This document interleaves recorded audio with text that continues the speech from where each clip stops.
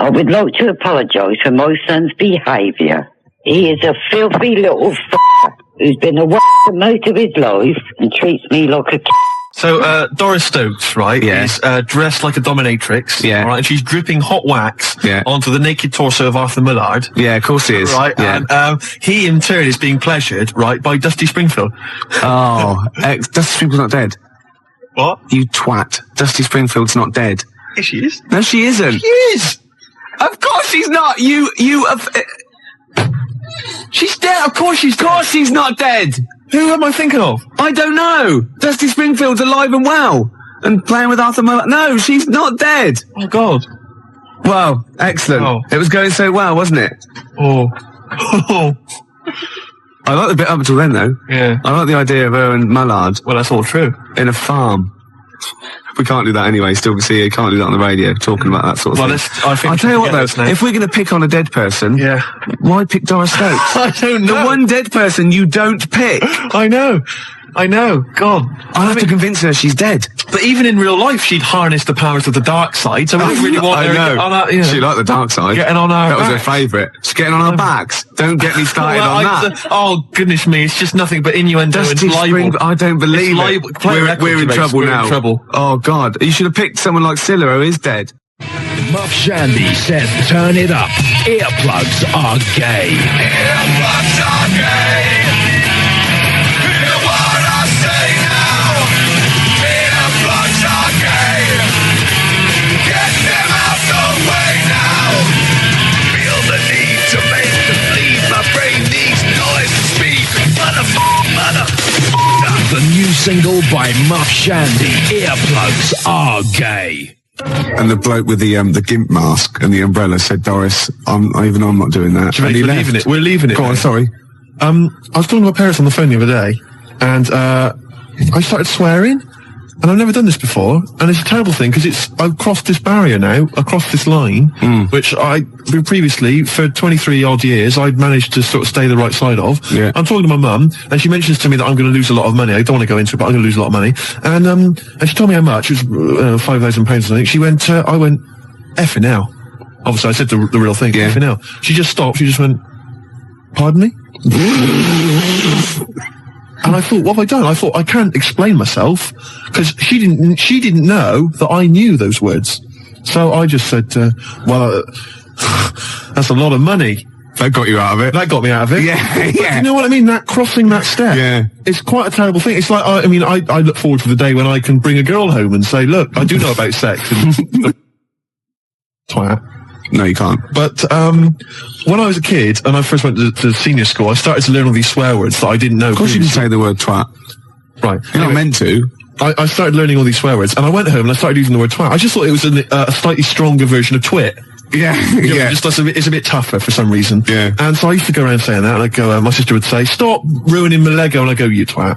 Yeah. And, make your bed, Steve. No, you twat. I'd say to my mum, right? And I didn't realise what it meant. Right. And my dad, right, he didn't really know much about swear words, so he started using it as well. He started going, oh, you twat, Steve.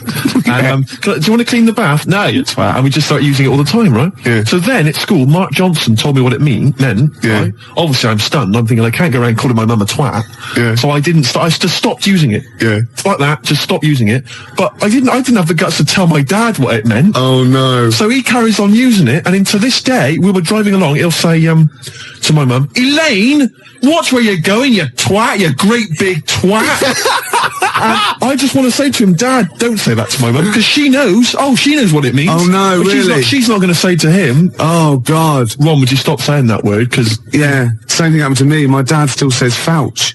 Does he? Yeah. Oh, Felchin, talking of that, right, it's Doris Stokes. Yeah. She's got this huge... 4 sailors and a big bucket and like a weight. Well, that's it, Steve. Is it? It's the news now. Then we're out of here. Yeah? Yeah. Well, we've had a few laughs, a few tears. Yeah, well, don't go on about it. XFM 104.9, Ricky Gervais. I've just thought of a great game. All right. Emma, who helps us out here, she's just brought in a couple of beers for us. Yeah. All right. And I know you We're going to drink them after the show because I do not drive the desk and drink. Absolutely. Yeah. Anyway, okay, don't pick it up. Okay, right. Because the thing is, there's a picture, all right, on the bottle, which I don't think you've seen it yet. No. Right, and I guarantee if I turn this bottle round, you're going to start... Again, this is good radio, isn't it? You're going to start laughing when you see this picture. Right. Now, before I turn it round, right, hopefully you will laugh spontaneously. Yeah. It's a new competition, all right? You can fax us in pictures. You can send pictures in the post, all right? Yeah. Any picture which I can then, during the show, hold up and show to Gervais. If he laughs spontaneously, you'll win a gift. You'll win a prize. That's a great competition, Isn't Gervais. it? And great radio. And great radio. They'll be laughing at the picture at home, won't they? Exactly. They'll be going, no wonder he laughed. Look at that. Well, all right, there's simple things like that which don't work, but the point is... The point is, right... Anyway, You'll still try, okay. Let's test it. He's going to turn this little chubby pint of beer around, whatever it is. Just calm yourself. Okay, all right. Don't want you to... Hurry up, I want to drink it. You ready? Yeah.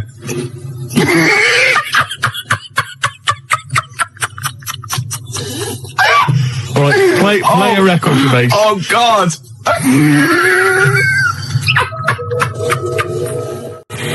Blur and Tracy Jacks from 1965 there. Hey. Cheeky little monkeys. Well, I think we've established ourselves there now, Gervais, As radio gods. as radio gods. Yeah. We've come up with possibly the most enjoyable radio game in the history of all things. Basically, what we want you to do is send in pictures, drawings... Is it as good as this? Gervais, put it away. We want drawings, pictures, photographs. Okay, and what I'm going to do is I'm going to show them to Gervais midway through the show. You'll never know when. They might just suddenly pop up, and we'll see if Gervais laughs hysterically. And if he does, you win a prize. I guarantee it. Yeah. It could be that you'll win a couple of pulp tickets if we've got them to give away. Yeah. It might be that you win a crate of beer, anything. Yeah. Whatever we've got to hand, you'll win it if you can make Gervais laugh simply by me showing him a picture. The address is XFM, 97 Charlotte Street, London W1P 1LB, alright? And you can fax us, of course, 0171 580 1234. I must warn them that I really have been desensitised now because I sit opposite you. Well, exactly. You know what I mean? Do you know how hideous and, like, ridiculous they've got to be to make me laugh? The pictures have got to be pretty odd. Yeah. The address, XFM, 97 Charlotte Street, London, W1P, 1LB. Apart from bad lyrics as well, I like it when pop stars and marketing managers of record companies try and get clever with their, titles for albums and stuff. Remember Wet, Wet, Wet? Popped in, sold out. Nice. Oh, lovely. Beautiful. And you know, Tony Banks out of Genesis, he did his solo project, and what he had, right, was the album there, and he had Banks across the top, right, and using the S to start the next word coming down was statement. Clever. Banks statement. Oh, I was watching Tony Banks, is he not the sports minister? Oh, I don't know, he was in Genesis when he was younger though, wasn't he? I don't know. I think so. I don't know how it works. Well, because Phil Collins is Minister of Shite. Right. When I'm alone, right, and Jane's out, I sort of channel surf. I never watch a programme. Right. I sit down to it and I think 2 minutes. You shocked me. Yeah. And I just sort of going through, and I was going back and forth between the Waltons and, like, the Box. Right. Music Television, You Control. Yeah. MTV. VH1. Ooh. And I got a glimpse of Toya Wilcox, which I stopped, obviously. Yeah. And she's on one of these religious programmes. I think it was on BBC Two. I don't know what it was, but it was with that bloke. Oh, God. I can't tell this anecdote. I can't stand it if I don't know the name. It's sort of like a Jeremy Paxman type thing. You know, he went to university, he was going to be a serious journalist. He wanted to be Kate Adie, but he settled for Les Dennis. Oh, one of those sort of people that was on That's Life. No, I'm not telling it until someone phones in. Toya Wilcox on a religious programme. What's that bloke's name? Then I'll tell it. 0171 580 2000. Gervais, have you ever watched an entire documentary all the way through? You don't know one, don't you? Beautiful. You don't know. Now, New Order's your favourite band of all time, isn't it? Yes, that's right. Paul Wright called. It was John Stapleton. Oh, was it? It was one of those, you know what I mean? It was sort of like the Paul Heine, Kieran, what is it, Prenderville. And Chris Searle, all that sort of type of thing, you know what I mean? Right, so, and this was on BBC Two. And it's always one of those people, you're sitting with people and they go, oh, I went to university with him. I know. And they suddenly realise it's not a proud thing, you know. I know. Oh, and they just go quiet. It's never impressive, is it? It's never Prince. No, exactly. Or, I don't know, somebody really great and groovy. Yeah. It's never, I don't know, say Rick Astley. And then you start realising that you're around someone's house and they go, and he comes on, you just don't say anything. Yeah. And then someone goes, didn't you go? No. No, I thought I did. It was the other one. It was Chris Sale. Did you go to anybody at school with anybody? Michael Jackson. Did you? Yeah. Incredible. Yeah. Incredible. Yeah. Odd that you went to school presumably in the States. Well, no. He was in Reading for a lot of his life. Right. Yeah. Was he some kind of exchange program? Yeah. We sent them Charlie Chaplin, funnily enough. Did you? Yeah. Did you? Took a long time for them to get round it. You know what the Americans are like. You're making this up. Yeah. Anyway, Toya's talking to John Stapleton, and I suddenly realised it's a religious programme straight away, because it was over in the church. Right? And nothing gets past you, mate. No way. Could be archaeology is us.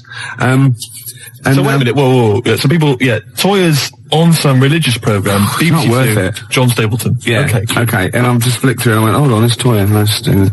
And he goes, it was very spiritual.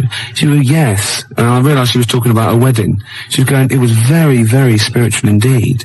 And he said, but no hymns. She went, no, we had silence instead. Silence instead. So now we will do silence number 3. It's 4.5 minutes long, so keep your gob shut. Right? And I think, what is she talking about? He went, She went, people are scared of, that was Chris Eubank. Right? She said, people are scared of silence. Yeah. And then she said, the thing is, during silence, there's a lot of unconscious thought. What? You thought that you don't know you're thinking? He said, it was 3.5 minutes. I didn't think a thing during that.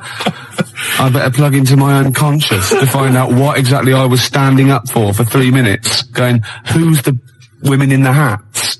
What are we doing here? What a load of pretentious twaddle that is. Well, I've never liked Toya. I've never liked her. Oh, she's alright. That's all the more reason to hate her. No, I don't hate her. All those people that I just mentioned, they don't come close to Lenny Henry. I saw another bit of him doing his stand-up in America. Oh, God, it's so nauseating. He's got another series, apparently. Does anyone like Lenny Henry? Oh, well, obviously. It's a massive star. Does anyone listening to this show really like Lenny Henry? Yeah. Or, is there anyone that annoys me more than Lenny Henry? I should answer that one, shouldn't I? Yes. Do I win a prize? I think what you want to do there is you want to speak correctly. It's another simple thing, Gervais, which will help you out in your radio career. Oh no, I'm a Swerve Driver. That's 3 minutes 41. I've got to pick one. 7 minutes to news. Gervais, whoa. Before you move on, can I just tell you, because we talked about celebrities and going to school with celebrities and things. Yeah. I have a very famous second cousin.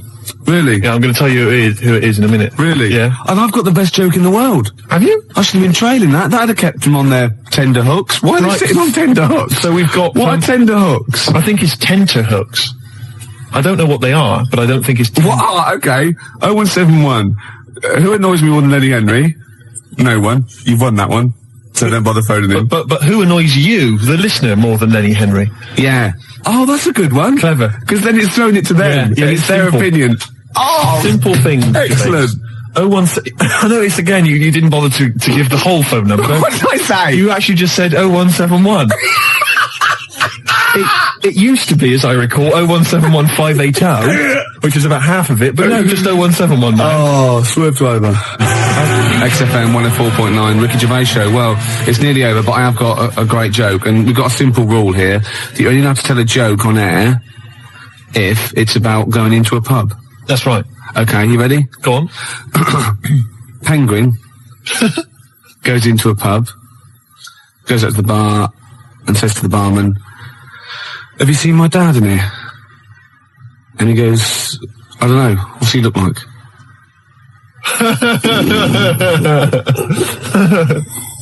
Yeah, no, it's not bad. It's alright. It's alright. I had a similar one about something going into a pub. I think it was a turd and a wig, but I can't remember what the punchline is. If anyone knows, 01715802000. Something about a turd and a wig. Gervais, I've also obviously got my celebrity relation, which I'll tell you about in a minute. That's about it then? Yeah, we've enjoyed ourselves. Oh, dear. Bald character, once drummer for Genesis, is more annoying. Who's lost this for? Smoked fish. Oh, what? What's this, Emma? That is what tenterhooks are. Oh, what are they? Oh, tenterhooks are what? It's what smoked fish are hung from. Excellent. And bald character, that is, he's more annoying than Lenny Henry. Henry. Okay. Once drummer for Genesis, well, that's That's Phil Collins. You can't say that. Of course you can. I can say Phil Collins is more. It's a matter of opinion, isn't it? Yeah, but he said that on the phone. He said, please don't say that, it's a bit mean. Phil Collins is a deeply boring man. Anybody can say that. I won't say who it is who said it then. Okay. We've got out of it, haven't we? Joe Pasquale is less funny. Ooh, yeah, okay. Who's that? I mean, the point is that you can say that Phil Collins is a bold, boring man in the same way you can say Andy Peters is a raging... Gervais, Jilly thinks I'm adorable, apparently. Gervais, I don't think we've got time to really talk about this. Okay, what have we got to do next week? Oh, we can't say who your celebrity was, but I just thought we could phone in who you think it is. I mean, I've got a few ideas who your celebrity second cousin is. Your mum. Mr. Ed? No. Godzilla? No. The point is that this is a real celebrity, so, I mean, okay. Celebrity. So, I'm not making it up. It's not going to be as exciting as, whoa, it's Elvis or whatever. It's not that goofy, but it's still... they do share some of your genetic material? No, you wouldn't know it. Really? No, normal? You will, yeah. Symmetrical? Really? A good-looking person. Blood reaching the surface? A good-looking person. Really? Yeah. Fantastic. They probably denied your existence, or I mean, they're obviously going to deny that they're related to you then, aren't they? Well, I'd say I tried to get some of their money. No. What else do we do? Send me some hideous pictures. Yeah, I'll just give the address again. XFM, 97 Charlotte Street, London, W1P, I've got to go in the pub. 4 o'clock again. Yeah. One computer's not working. Is it not? No, this all sounds funny. What's that one? Is that the one I listen to? Just press a few buttons. No, put it on there. Oh, you got desktop. I don't know. What these do. Is your mic working? Sorry, I got a bit of a cold. Oh, God, I had a big list of things to talk about as well. Did you? Yeah. Oh. No. Rocking from the Crypt. Oh, it's a good start. On a rope, yeah. Which is appropriate because we've got a little Gravediggers track to play later, haven't we? Oh, yeah. Called Suicide. It's one of my favourite tracks, Gervais, by the Gravediggers, but it has got a bit of bad language. Well, that's okay, because you've played it to me a couple of times, and I reckon I've got it off pat. Really? I'm going to be bleeping it out live. You're going to do a live bleep out? I should say, we usually have a few beers and we get throughout the show and I get steadily drunk, which is unprofessional. This saved a bit of time, turned up pissed. You turned up drunk today? Yeah, so that I'll tell you what. Well, I'll be honest with you, Gervais. Normally, if someone gets drunk, their speech begins to slur. Yeah. They talk rubbish. Yeah. No difference. No, with you. That's the beauty of it. Yeah. That's the beauty of being me. Yeah, exactly. You know what I mean? How drunk are you? I had a little bit of wine. Did you? Couple of glasses? It's a lovely... I might get a little bit melancholy. What about the little baby kangaroos have to crawl all at their mums? I help them. Got a fax here for you, Steve, actually. Oh, lovely. Good news. It's from Becky. She's listening to us in bed. She's been a bit lazy. She's been on holiday. And she wants me to dedicate a song to... dedicate it to Skanky Steve, because he is an alien. And she's done a little picture of him, Slimy Steve. Isn't that lovely? And she wants me to play Subterranean Homesick Alien by Radiohead. And that's sweet. So people do think of you. Lovely. And I got one from Laura, as I used to, says to Steve, you still sound as stupid as ever. You asymmetrical, asexual, rabid, anemic, flea-ridden deformity. Oh, see, you have got people thinking of you. See? Yeah. I'd rather they didn't. Baby Bird, and if you'll be mine, then I'll be yours. And Baby Bird was actually in this week with Claire. Was lovely, he? Lovely man. Oh, Baby Bird was it at XFM? He's very nice. Is he? He's got a beak and funny little claws. Oh, Rick. I know, it made me laugh. It was oh, my God, we're desperate. Used to be an we're desperate men, Rick, if you've got to resort to that kind of I called him Baby Bird, and he went, I've never been called that before. Which is bizarre.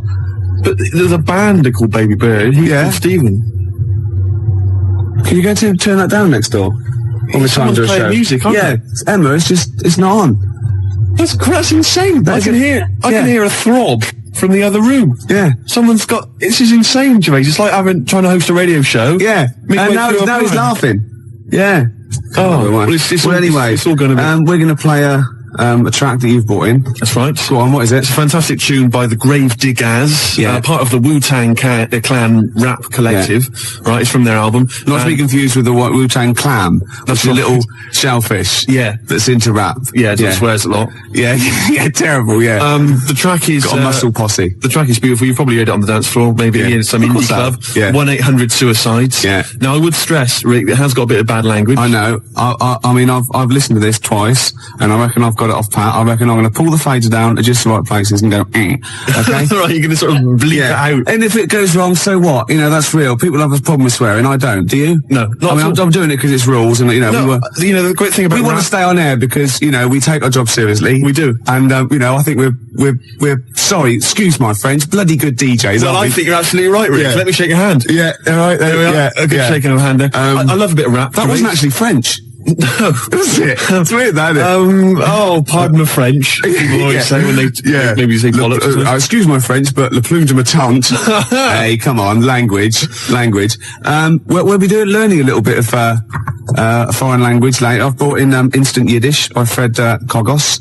I've always wanted to learn Yiddish. Really? Yeah. Narishnek, foolishness.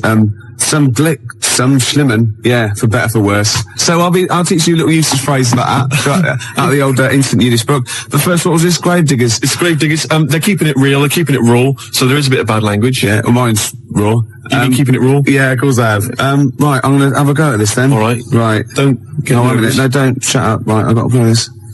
Shut up then. Don't put me off. I've got to concentrate. Bleep it out live. I will, yeah, shut up. Alright, is it going? Oi. Okay. Take it calm. All right. Well done, Rick. No, it's very good. No worries.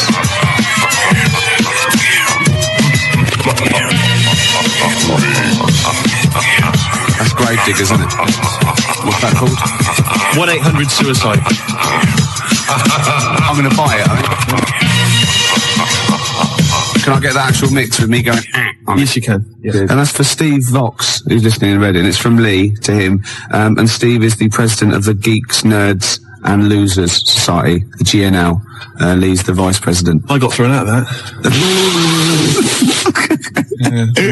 What embarrassing walking down the street with you. Exactly. Oh, it's a terrible state. Yeah. Gervais, it was Saturday night last night. Yeah. And I didn't get to sleep until 6 in the morning. Ooh. Flatmates having a party. Yeah. Not invited? No. Next time though. Well, maybe. I don't know. I don't know why you hang around with them. Well, at least I look after you. People say to me, is Steve really as ugly as you say? I go, he's worse. Do you know what I mean? But that's, no, do you know what I mean though? You're doing me a favour. Well, of course I am. You're protecting me. Of course I am. I'd say one day, right, it's just one of me at the moment, but one day there'll be a whole squadron. It'll be like Planet of the Apes. Oh my God, and you don't actually need anyone else to sort of like, breed, do you? Exactly. We can just reproduce as we are. It'll be like Planet of the Apes, right? There'll be sort of a Charlton Heston figure. Planet of the Squids. It'll crash land. Get your damn dirty tentacle off me. It'll crash land. Exactly. And there'll just be loads of me crawling around. All identical. Chasing him on horseback. And they see like Bristol Temple meet and they go, oh my God, they blew it up. Yeah. It's back in Bristol with all your, oh no. Incredible. It's the charlatans. And then there must be an organisation of volunteers or something who, if it's like touch and go, if it's really serious, if you're like clinically depressed about it and you really can't get a woman, they don't want just people turning up who can get girls and saying, oh, I fancy, But in your case, they'll speak to you, they'll see you, and I think, there must be some sort of national health thing or private where you can actually sleep with, I don't know, a voluntary worker. You know what I mean? So? Well, yeah, there's people that... Yeah, I know, but there's people that, I don't know, volunteer for geriatric duty, and they're exploding all over the place. They're covered in the stuff, right? There's people that work on leper colonies, right, for nothing. There must be someone who will sleep with you out of sympathy. You don't want that. Of course you don't. You don't want that, do you? Well, let's not be hasty, Rick. I mean, these people, especially if they need some sort of free publicity, get a bit of, sort of press and media attention. Yeah. I ought to sort of help to publicise their campaign, really. There's probably an organisation that they go off to like, just strange climes and go on to like leper islands and that, and they work with them. Or they can sleep with you. Now, that's got to do the lepers some good, doesn't it? Yeah. You know what I mean? Wouldn't that be terrible if that was the option, right? And suddenly volunteers to leper colonies doubled. Was like going to Torremolinos. Yeah. Let me on the bus. Sorry, there's no room on the bus, but you're at the back there. Yeah. Going, well, then here we go. Here I am then. Yeah. No, but I signed up for the lepers. Yeah. Licking their wounds. Well, sorry, but geriatric duty. Yeah, When I bed scraping it out. Oh dear. Oh, you know, I heard a song in the week, right? I've heard it before. It's by Ween, and it goes, "Push your little daisies and make them come up." And I don't know what it's called. 0171 580 2000. I don't know where to look. Push your little daisies and make them come up. It's like that. It is. It's rubbish. I've been going around singing There's that. no song with that lyric. It's like that. It goes, "Push your little daisies Shut up! and make them Shut come up! up." Shut up! Yeah. Shut up! That's what my friends have been saying for the last 4 days. God, you're really irritating me today. Like, people will go on going, "If you'll be mine," not too annoying. But, after about 10 times you go, "Oh, can you sing something else?" But when you've heard, "Push your little daisies and make them come Shut up up," it now. can get really annoying. Yes, it really can. can't it? Shut up. Okay, one of those, you and me song. Push your little Shut up. daisies. I wasn't exaggerating, was I? Well, it's a good tune, then. Yeah, let's leave it.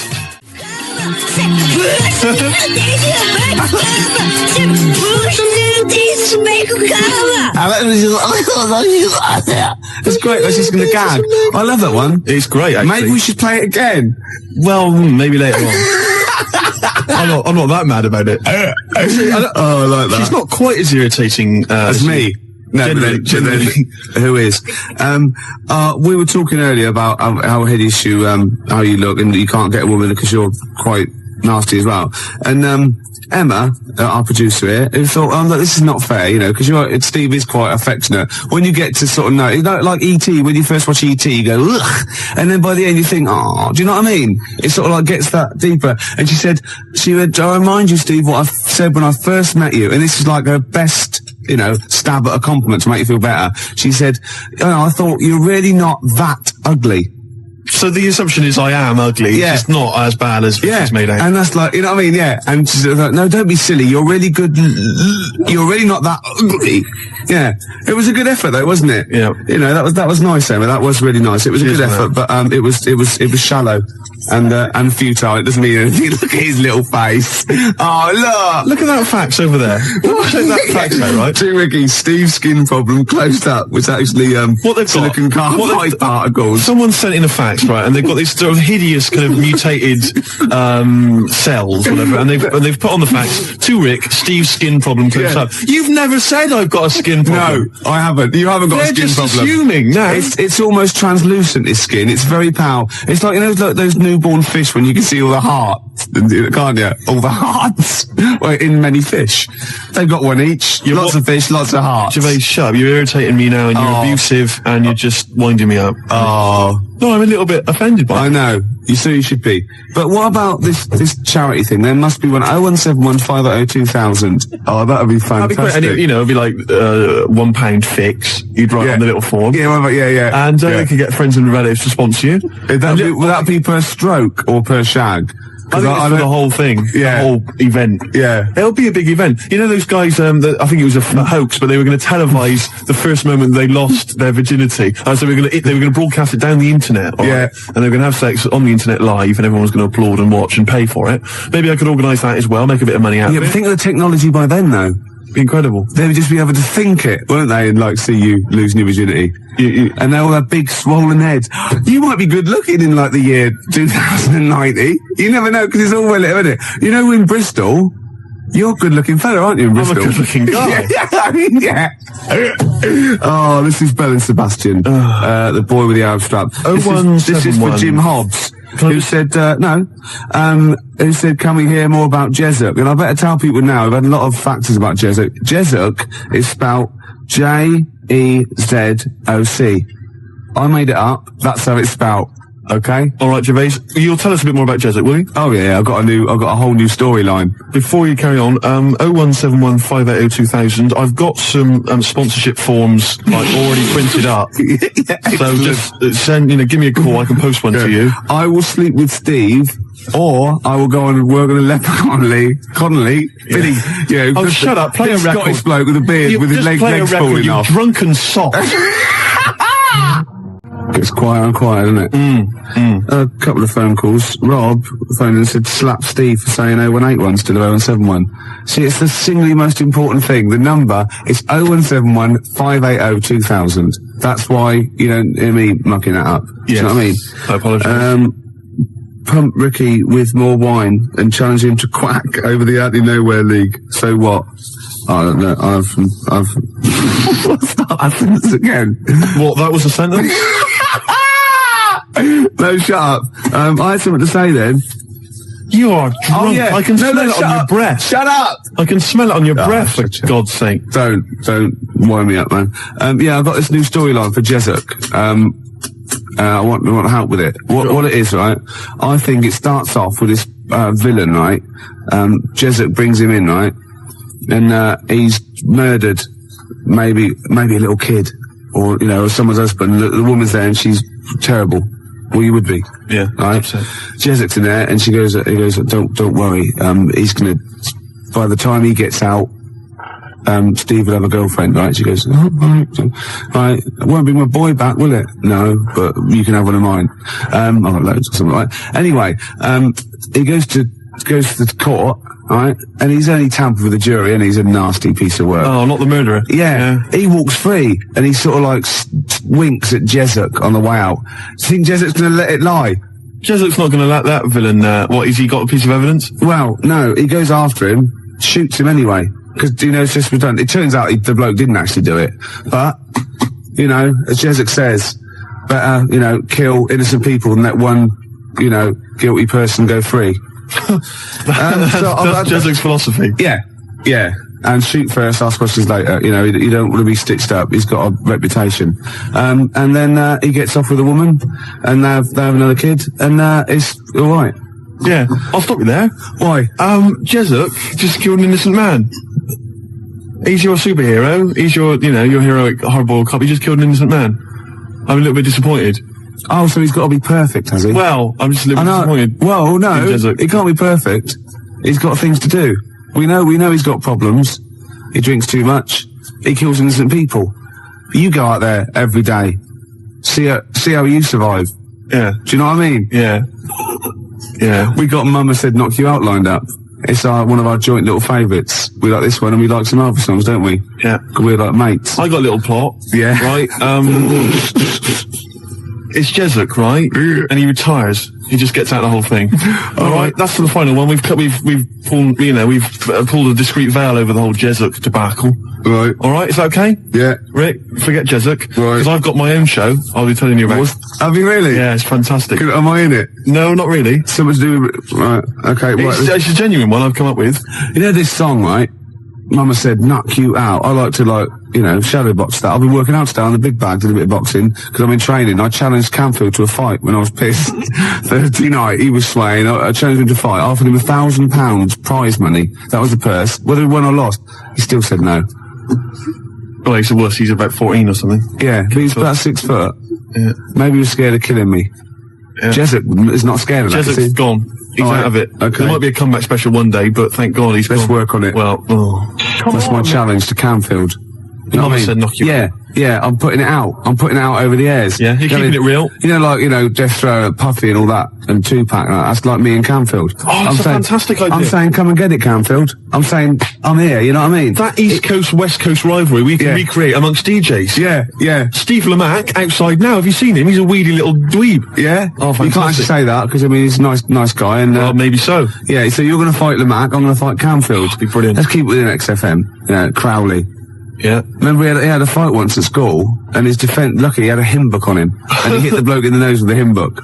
So you don't mess with Crowley, because he's probably carrying, Bibles, hymn books. He's loaded, he's got some kind of religious paraphernalia with old parchment papers. Yeah, crucifixes. Paper cuts are the worst. Oh, nasty. Oh, imagine that, a little bit of papyrus across the eyelid. Oh, you don't want to mess with Crowley. No, I'm saying Canfield, come and get it, you know what I mean? He hangs out with his Deftones and all that lot. Right? Yeah. You know what I mean? Should we just ask out? Who should we threaten out? Who else can we threaten out? Well, let's not go too mad. Well, what about Henry Rollins? Wow, I've made a mistake. I made an error there. There are a lot of people I could have chosen. Jarvis, for instance. I've gone straight to... A lot of people come before Henry Rollins, don't they? I was a fool. Some British heavyweight boxers, for example. Yeah. I'd rather fight than Henry Rollins. Before we carry on, because I'm going to tell you about my my TV idea in a minute, Rick, because this is an idea I've been working on, and it's serious. It's like, Jezuk's got a certain strength, a certain quality, and I think you'll like this as well. But before we do that, I've been sent a picture a picture's been faxed through. Oh, excellent. And it's a little challenge, as ever. Right. It's make Ricky laugh. If you laugh at the picture I've got here, Rick, then Martin in Crouch End, he wins. Well, I thought we could give him... I like it already, Martin in Crouch End. I thought maybe we could give him the Baby Bird album. Why? Why do you mean it's mine? You haven't got one, so you go on, yeah. Well, I'll give that to him. But anyway, here's a picture. See what you think.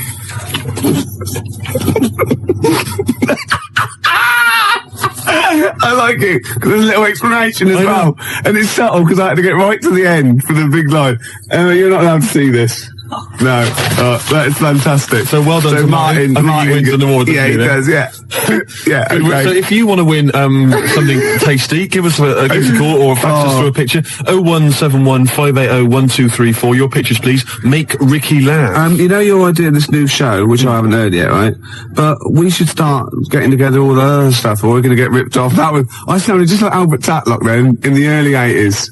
Oh, we should go. I love that fact that you sort of, maybe you've got a sentence, it's got 15 words in. You reckon, well, if I get out an average of 5 coherent words to every 15 that I need to say in a sentence, that'll be enough. God, right, Jam or ISIS? Either one, both rubbish. Oh no, come on. They're both good big bands, aren't they? Alright, Gervais, next let's talk about my TV idea. Okay, let's do All Around the World, because it's probably going to be big all around the world, isn't it? Before that, the Jam, All Around the World. Got a fax here from my mate Nick. He's listening. Say hello to him. Say hello to Nick. Hello. Yeah. And apparently he's found a great website about Joey Deacon, so we'll check that one out a little bit. About Joey Deacon? Yeah. Oh, Joey. Yeah.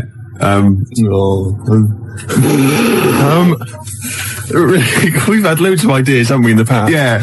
And actually, I was wondering whether we should put out the phone number 0171 580 2000. The reason being that you might perhaps want us to perhaps relate an old anecdote that you once heard on the show that you'd love to hear again. We could recreate the golden years. We could recreate some of the classic moments from the Ricky Gervais show. Yeah. And also, of course, we've had tens of thousands of ideas for products, for services, for TV shows especially, and board games, all kinds of stuff. I mean, we've come up with one recently, haven't we, that have catch on. Sleep with me or play with lepers. That's right. I mean, that is a good service, isn't it? It's an interesting show, that. I imagine that's at Channel 4. Yeah, definitely. Later, really. Yeah, and we've also, of course, most famously, perhaps, had the Penis Puppet Theatre. Penis Puppet Theatre. So easy to manufacture. I don't know why publishers aren't, knocking on my door. Yeah. A lot of other people are knocking on my door. Ricky Gervais Meat Rations. Oh. Should be fun recreating. Get in the queue, Mum. It's Ricky Gervais's Meat Rations. Yeah. All kinds of great games. To be perfectly unfranked. Who's Snork? Who's Snork? Yeah. Great games. And if you've not ever heard us describing these, well, you've missed out. Yeah. You've learnt your mistake. The tease penguin's probably my greatest invention. The tease penguin, can you tell us again? I forget. Well, it's just a penguin. Alright, you train, you put it in a lovely little French-made outfit, and it comes in, with, sort of breathes fishy breath on you, and slaps you around the face with its flipper. Yeah. Jesup, obviously. But it doesn't let you go any further. No. That's what it's the tease penguin. Yeah, I see. Yeah. XFM Family Fortunes. Oh, I can see that on telly myself. Yeah, it's incredible. I don't know where you got the idea from. They just go into my head sometimes. Do they? Yeah. But anyway, here's my new idea, Gervais. It's a great show. It's an exciting show, right? Right, go on. It's the future. Oh, yeah. All right. Crime has got so bad in the future, that it's terrible, that there's not enough hours in the day, right, for all the cases to be tried in court. Right. Because there's just not enough time. It's a bit like, Judge Dredd sort of thing. Yeah. So what happens is, right, there's a night court.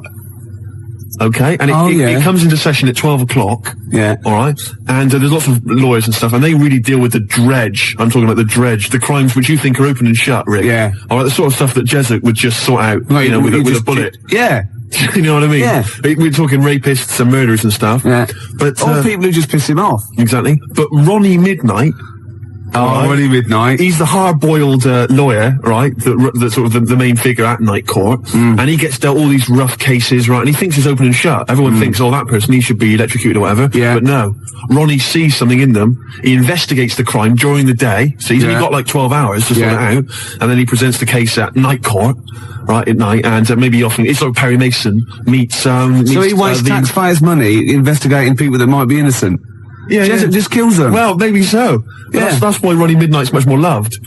But it would be great. And it would start off with like, dung, dung, dung, all rise, for night court. Yeah. Be fantastic. I like that. Maybe sort of set in the future. Am I in that? Well, not really. But, and you know, who knows, Jessup maybe could get, you know, he could make a guest appearance. What do you think? I like it. Night court. I like it. I don't, good, isn't it? Yeah. What's the problem?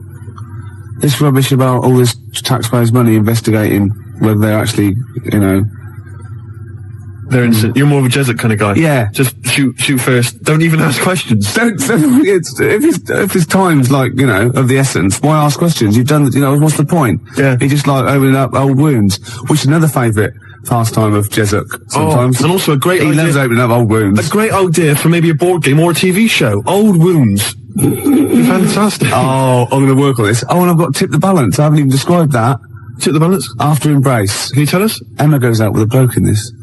Yeah. What's Tip the long-haired type. What's the Tip the Balance? Well, Jessup wouldn't tolerate that. What's Tip the Balance? It's a board game for 4 rugby players or more. I'm looking forward to it. Yeah. Or the infirm. Or people who've just got no dignity left and we can get them on screen doing that. This is, my weakness is none of, ... Obviously ran out of... I was, reading News of the World on my way here, and, I didn't know this. You know, Tony Blair is the Prime Minister. Oh, yeah. Tony Blair. His father-in-law, which is Sherry's dad, is, that bloke, out of To Death Us Do Part. What, Alf Garnett? No, his son.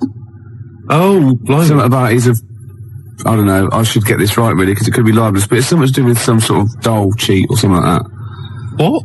Yeah, apparently. Cherry Blair's dad's a doll cheat? Yeah, something like that. Really? Or he's claiming some sort of benefit fraud, I don't know. But he was always the same when he was living with his dad, Alf. He was married to Ewan Stubbs, wasn't he? I mean, Sherry Blair's mum is Ewan Stubbs. I'll stop you there, Rick. I'll stop you there. It's so incestuous, isn't it? It's fiction. I've tried to explain this to you before, haven't I? The stuff on the TV, a lot of it is real. Some of it's fake. They're not really those people. Understand? EastEnders, for instance, that's not real. That's not real people. Yeah, well, obviously, because obviously that is real, because I've seen them in real life. They were at Phoenix, got them playing football, so that is real. No, that was the actor. That was the actors. Phil Mitchell was there, and Ricky Butcher. That was the actors. We have been through this before. Because I went through this the same day that I explained to you that only in the cat world can you piss on an object. I got a new stereo that way. They just get out of the shop, but it was too late. I got a new stereo, and it doesn't. It sort of shorts out because I actually weed in one of the back of the speakers. Did you? Yeah, but it's mine. I've got to get that.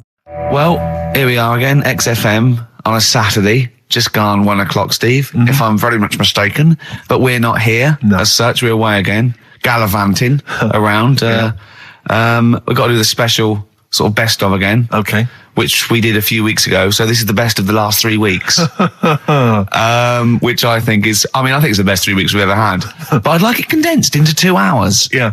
Yeah. Some great music as well in there. Yeah, there'll be some great music, interspersed with fine chat that you've already heard.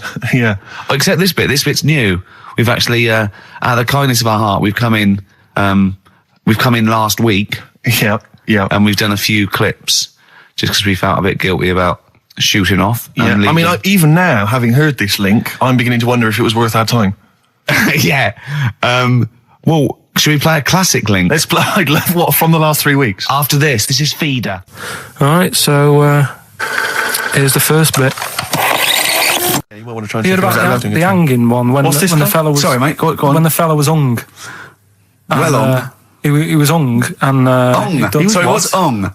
He was hung by a rope. So, isn't that... No, I think it wasn't he, a Chinese emperor? And wasn't he hung? Yeah. He was hung. Some fella who'd done something, they hung him. They wanted him. It's not a word anymore. He was hung. Well, don't be doing that again, because you said squoze wasn't a word, and then I shown you a menu today that someone sent, and it said fresh orange, squoze. Inadvertent commas, and next to it was the word colour, spelt C-O-L-O-R. So, presumably either the American menu, right, in which case there's loads of American words that we don't use, or it's just a badly typed piece of work. Anyway, there was a bloke that was hung, He was hung and that. But he didn't die. Hung on that. He was definitely a Chinese. Hung on that, yeah. I remember him now, yeah. He didn't die, and they said, "Oh, just hang on a minute whilst we change the rope and that." And he stood there waiting, changed the rope. They tried to, do it again, and didn't work. It didn't work, right? So they got another rope, right? Didn't work, and then they had to let him go because it's like there's a well-known saying or something from this thing. Yeah. What do you make of the first genetically modified baby? Oh. Are you worried about this? Do you know what did they do? What? Let me see what it says here. Isn't it just choosing the eye colour? Well, this is the concern, isn't it? That in the future you'll be able to decide whether it's a boy or a girl, how intelligent it is, what it looks like, is it handsome, is it ugly? Obviously, no one will choose an ugly baby, and so on and so on and so on. And so it means that where will it lead? Where will it end, Carl? Are you concerned? I've thought about this a lot. What will us three look like in the future if they're being, genetically modified beautiful people? What will we be like? How will we be considered in society? Yeah. But we've talked about this before, haven't we? About the cloning thing. Yeah, that's a bit weird.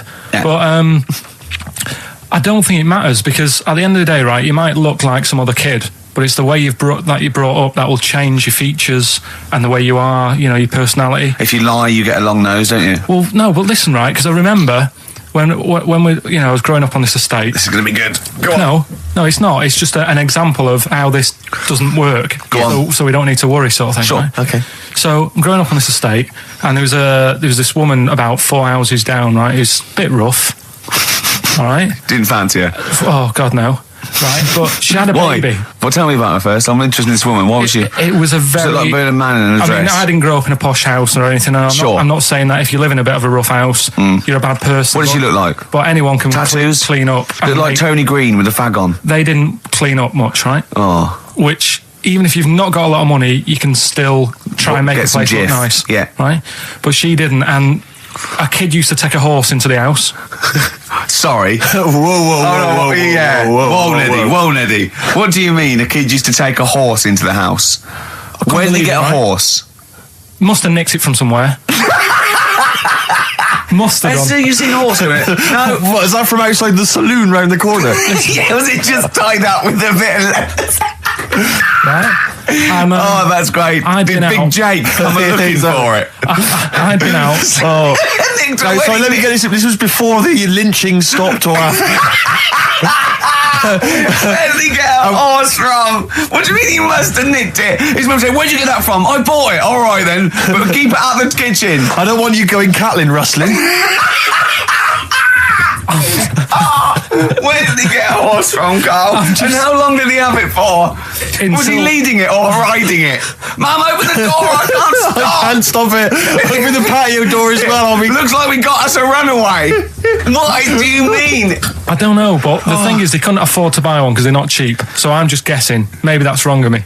But I think... He had a horse? Yeah, right. So that's why the family didn't have any money. They'd spend it on the horse. No, I don't think, that's what I'm saying. I don't think they would have bought it. So anyway... Yeah, it's wise to whisper, Carl, in case they're listening. Yeah. And they could be in the room next door. It's not buying it, it's keeping it as well. Oh. So I was like in the car with my dad coming into the avenue, and you used to have to drive down it to turn round. And, and sort of go back to our house. You had the traditional method of transport. Yeah. And the horse was in the lounge. Reading a paper. Just like walking around. Oh God! What? And when I was doing, I tried to earn myself some money once by flogging little flowers in plastic cups. What? This is genius. It just keeps coming. What do you mean you're trying to flog little flowers? What do you mean? Wait. Let's play a record. Let's play a record and come back to this. It's always going to just unravel and unravel. It's going to go for hours. Let's play a track, Carl. Deeper and deeper. It's like an onion, isn't it? We've created a whole world here where there's a man living with a horse. Just walking around the lounge. I come from the West Country. I've never heard anything like that. I just think of a big sort of like orange carpet, and it's got a rediffusion telly, and this horse going, "I'm fed up in here." Exactly. This is really... I am not taking the rubbish out again. Yeah. Right, play a record. Let's have Velvet Underground. We've got that lined up. Oh, yeah, the classic from the first album. I'm waiting for the man. Let's come back to the horse in a second. Little flowers in pots. What do you mean? Carl's found love on the street before, haven't you? How's it going with your bird, Carl? Are you married? No. How long have you been out with her? Going out with her? 7 years. Because, I mean, you're quite a simple man. Yeah. You're sort of a simple in a in nice many way. ways. I mean, Yeah, you're in the like best Helen sense. from Big Brother. Yeah, you're sort of nice enough, but I look normal. well, yeah, you sort of do. But you could be one of those that just suddenly go mental with a pen. Yeah, do you know just what I mean? stab people through the eyes. Yeah, you sort of look normal. But if I wouldn't really want to wind you up to a point of frenzy. How did you meet your girlfriend? Through work. What, through her work? What, you phoned up and said... We worked at the same place. Oh, you're right. Yeah. You're quite an enigma, aren't you? Could you give us more on that? At work. You met her at work. What, she came in selling sandwiches? She was going through the bins outside. What do you mean you met her Why at are you work? having an attack on me? You're the one who's sad and lonely. Oh, he's done you again. He's done you again. But what I thought was interesting was I just scratched at him and he just went mental. Yeah, no, it's like a bear caught in a trap. It's funny, isn't it? You'll never learn. No, I was just interested to find out what the story was, because it might be a really romantic story. Well, it's not. All right, jeez. I love the fact he doesn't want to talk about his love affair. I was thinking about you in the week, and like, does it worry you? I mean, you sort of joke about it now, and we're talking about it in the office, you know, like, oh, is Steve really touchy about the way he looks? And, oh, what's this? Where's that come from? He's done it again. He's done you again. I was walking home the other night, and I was thinking about it. And do you worry that when you're old, you will be on your own? You did start it though, didn't you? Well, Carl, I'm glad you brought this up. because I mean, for me, you know, a lightweight, frothy entertainment show on XFM on a Saturday afternoon is exactly the place where I want to discuss the desperate, lonely future that's inevitably coming my way. Oh, God. I'll tell you what will cheer you up and forget all that. A bit of Embrace. Oh, one of the most hated bands. Placebo, Bitter End on XFM 104.9. This is pre-recorded. We recorded this a couple of weeks ago, before Christmas. Hope you had a great Christmas. If you didn't, not our fault, really, is it? Nothing to do with us. Wouldn't have thought we'd have. We're well over time because we've got plenty of cash now, thanks to a lot of you who probably bought the Office DVD. Yeah. Probably got and that if you in haven't stock yet, and you've maybe got vouchers or money, still available. Still there in the shops. Still available. You can still make it the best-selling DVD of all time. Please do. Yeah. Please do. I'll tell you what you want to hear though before you make your mind up. I'll tell you what, if you like this next clip, go and buy the Office DVD. I think you will. It's a brilliant clip. It's the one where we talk about, well, it's self-explanatory. Yeah. That blew me away, right? That the fact that you got the name, you got the number. Spooky bit, right? I'm walking home. I called you up a couple of times and I left a message on your phone because it was just amazing. Not only was he good at magic, but his maths was brilliant. No, well, that thing adding up to 42 was like, how did he do that? I mean, we didn't even make a big deal out of that. He said that to me. He said, all Carol Vorderman's got is the maths. Do you know what I mean? Imagine him on Countdown. Yeah. He'd even know what they were going to write down. Do you know what I mean? So a bit of a wasted talent. I should see him again about that. I think he's... So I get into my flat, right? And what they do in my flat where I live, they put the post in like these little pigeonholes. Right, and I don't normally check them out. I leave it for Suzanne to do, right? Sure. But this time, for some weird reason, I thought, right, I'll check it, see if we've got any post. Open it up. There's only this. A letter for Miss Harris. Yep, there it is. Bona fide in front of us. A letter addressed to a Miss Harris. Well, does she live there? No, it's my address. She doesn't live there. Did she ever? Don't know. It doesn't matter. It's weird, isn't it? But we've never had. Normally, I think there was a guy who lived there called Yaki Shoki. Mr. 42. It was definitely wasn't an Harris, right? This is the first time we've had a letter for this woman. Yes. Right. But what are you claiming? Because Darren Brown himself admits that it is not paranormal, it is not supernatural, it is a trick. It's a trick. Is it? But he would say that, wouldn't he? Hitler said that. Play a record. Well, can we open this? No! It's illegal! No, but I'm thinking if it's a birthday card for someone's like 42nd birthday. Right. You can't open that letter. Go and put it back or put you cannot open that letter. Why not? You can't open someone else's mail because you think Darren Brown's supernatural. What if we steamed it open and then resealed it? No one would know. It's only a letter. You can't. You can, but I don't want any part of it. Carl, I think you should open it. No, you open it. I'm not opening it. It's against the law. You should open it then. We won't open it then. They won't send you to prison. Forget it. You'll get off. Cure? Bit of cure. There's no cure, no. I'm looking... What? I'm tempted to open it. Well, do you want to, Steve? There you go. No, I'm not going to open it, but I think you should, definitely. 6 Different Ways by The Cure from the album The Head on the Door. We've enjoyed that. The Head on the Door, Carl. Ooh, bit of a coincidence. Spooky, isn't it? It was only 4 weeks ago you were talking about a head and a door. Exactly. Has the door got a number on it? 42. Oh, dear. So we're not opening it? No. Well, I can't open it because as the producer, right? Oh, yeah, because your standing in society is such that they'd make a real example of you. Yeah. A producer of a tin pot radio show once a week. Yeah, he should know better. He can press buttons and talk at the same time. Sending down. But they wouldn't try you in an adult court. You would get away. You would get away with it. Just they'd hear you speaking for a little while, and the judge would end up squeezing your head and letting you off. It'd be like those people who train monkeys to break in. Do you remember down in South London? We talked about it in the past, and they were going around robbing stuff, and they trained them to do it. Yeah, I don't think those monkeys would have got in trouble. It would have been the keepers. So, I think XFM would probably take the rap. Will you open it? No, I can't be seen to open it. No, he's a writer-director. Exactly. So am I. I can't be seen to open it. I'll give it here then. Right, I'm having no part of this. That's against the law, but... Right, I'm having no part of it. Open it. Come on, you've started now. Right. The thing is, right, if it's important, we can say maybe she's listening. But do you need the stress? What it could be anything. What are you going to say? We're going to say, oh, and if you are listening, Mrs. Harris, you have got gonorrhea. Call the clinic. Do you know what I mean? It could be anything. Oh dear. Oh well, I think my talk did well. Well, what is it? It's the number 42 on there. What is it? Can you say? Be careful. What? Let me see what it is. What is it? Dear Sir, Madam, your periodical dental inspection is now due.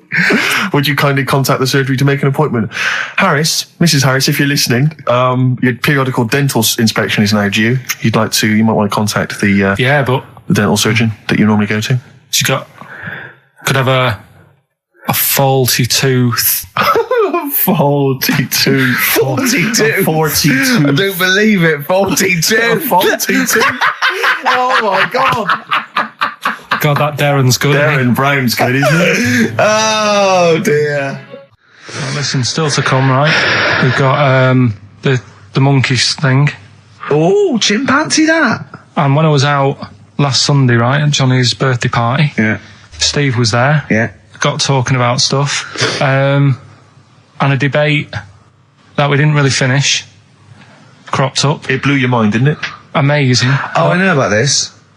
Steve told me. This is the infinite amount of monkeys. Or a monkey with a typewriter and an infinite amount of time would eventually come up with the works of Shakespeare. Yeah. There was no debate. It's a philosophical, mathematical problem. There's no debate. It's true. It wouldn't happen. No, listen, Carl, listen. Infinity sorts it all out for you, right? An infinite amount of monkeys at a typewriter, right? They do everything. They type everything. Infinity just sorts it all out for you. There's no getting to it and they're going, oh, well, let's have a look what they've done. This one's come close. Did Romeo and Juliet? It would do it all. It would type everything ever possible, conceivable. Yeah, but... It's a mathematical... Well, we've heard your side of the argument, Rick. And I'll be honest with you, it's a persuasive one. But let's hear Carl, because he heard about this in a pub last week. Yeah, so what's your problem? What's your problem with it? What's your problem with it? Well, first of all, right, you're saying it's a load of monkeys. It's not just one monkey that depends. Can live forever. No, wait. It's either a chimpanzee with a typewriter with an infinite amount of time. He would eventually, by definition, mathematically, type everything ever possible, okay? Or it's an infinite amount of chimps with typewriters, and one of them will type it first time. But already that's not right. You either need to have what one do you mean? monkey. What? You mean employment laws? What do you mean it's not right? Let's hear him out, please. Okay. If it's one monkey with a typewriter that's got loads of ink in it and that, right? At least it knows what it's done in the past. It's not... Keep going. Cry. If you've got a load of monkeys, it's like if you have too many, what's that saying about too many chefs? Too many chimps spoil the soup.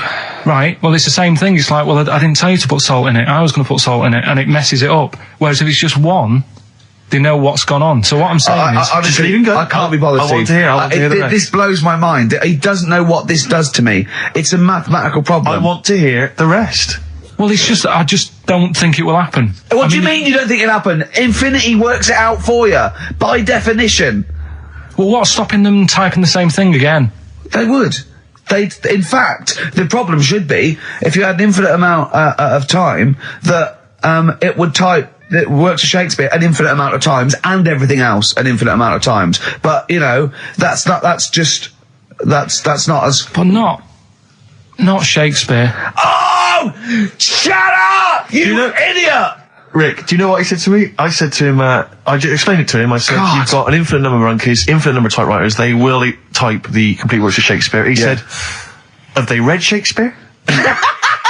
You're an idiot! Play a record. Said, no, I'm not having this conversation. Not doing it from I'm not having it because it really, really winds me up. But you're saying they'll do it with no spelling errors. Well, they do it an infinite amount of times.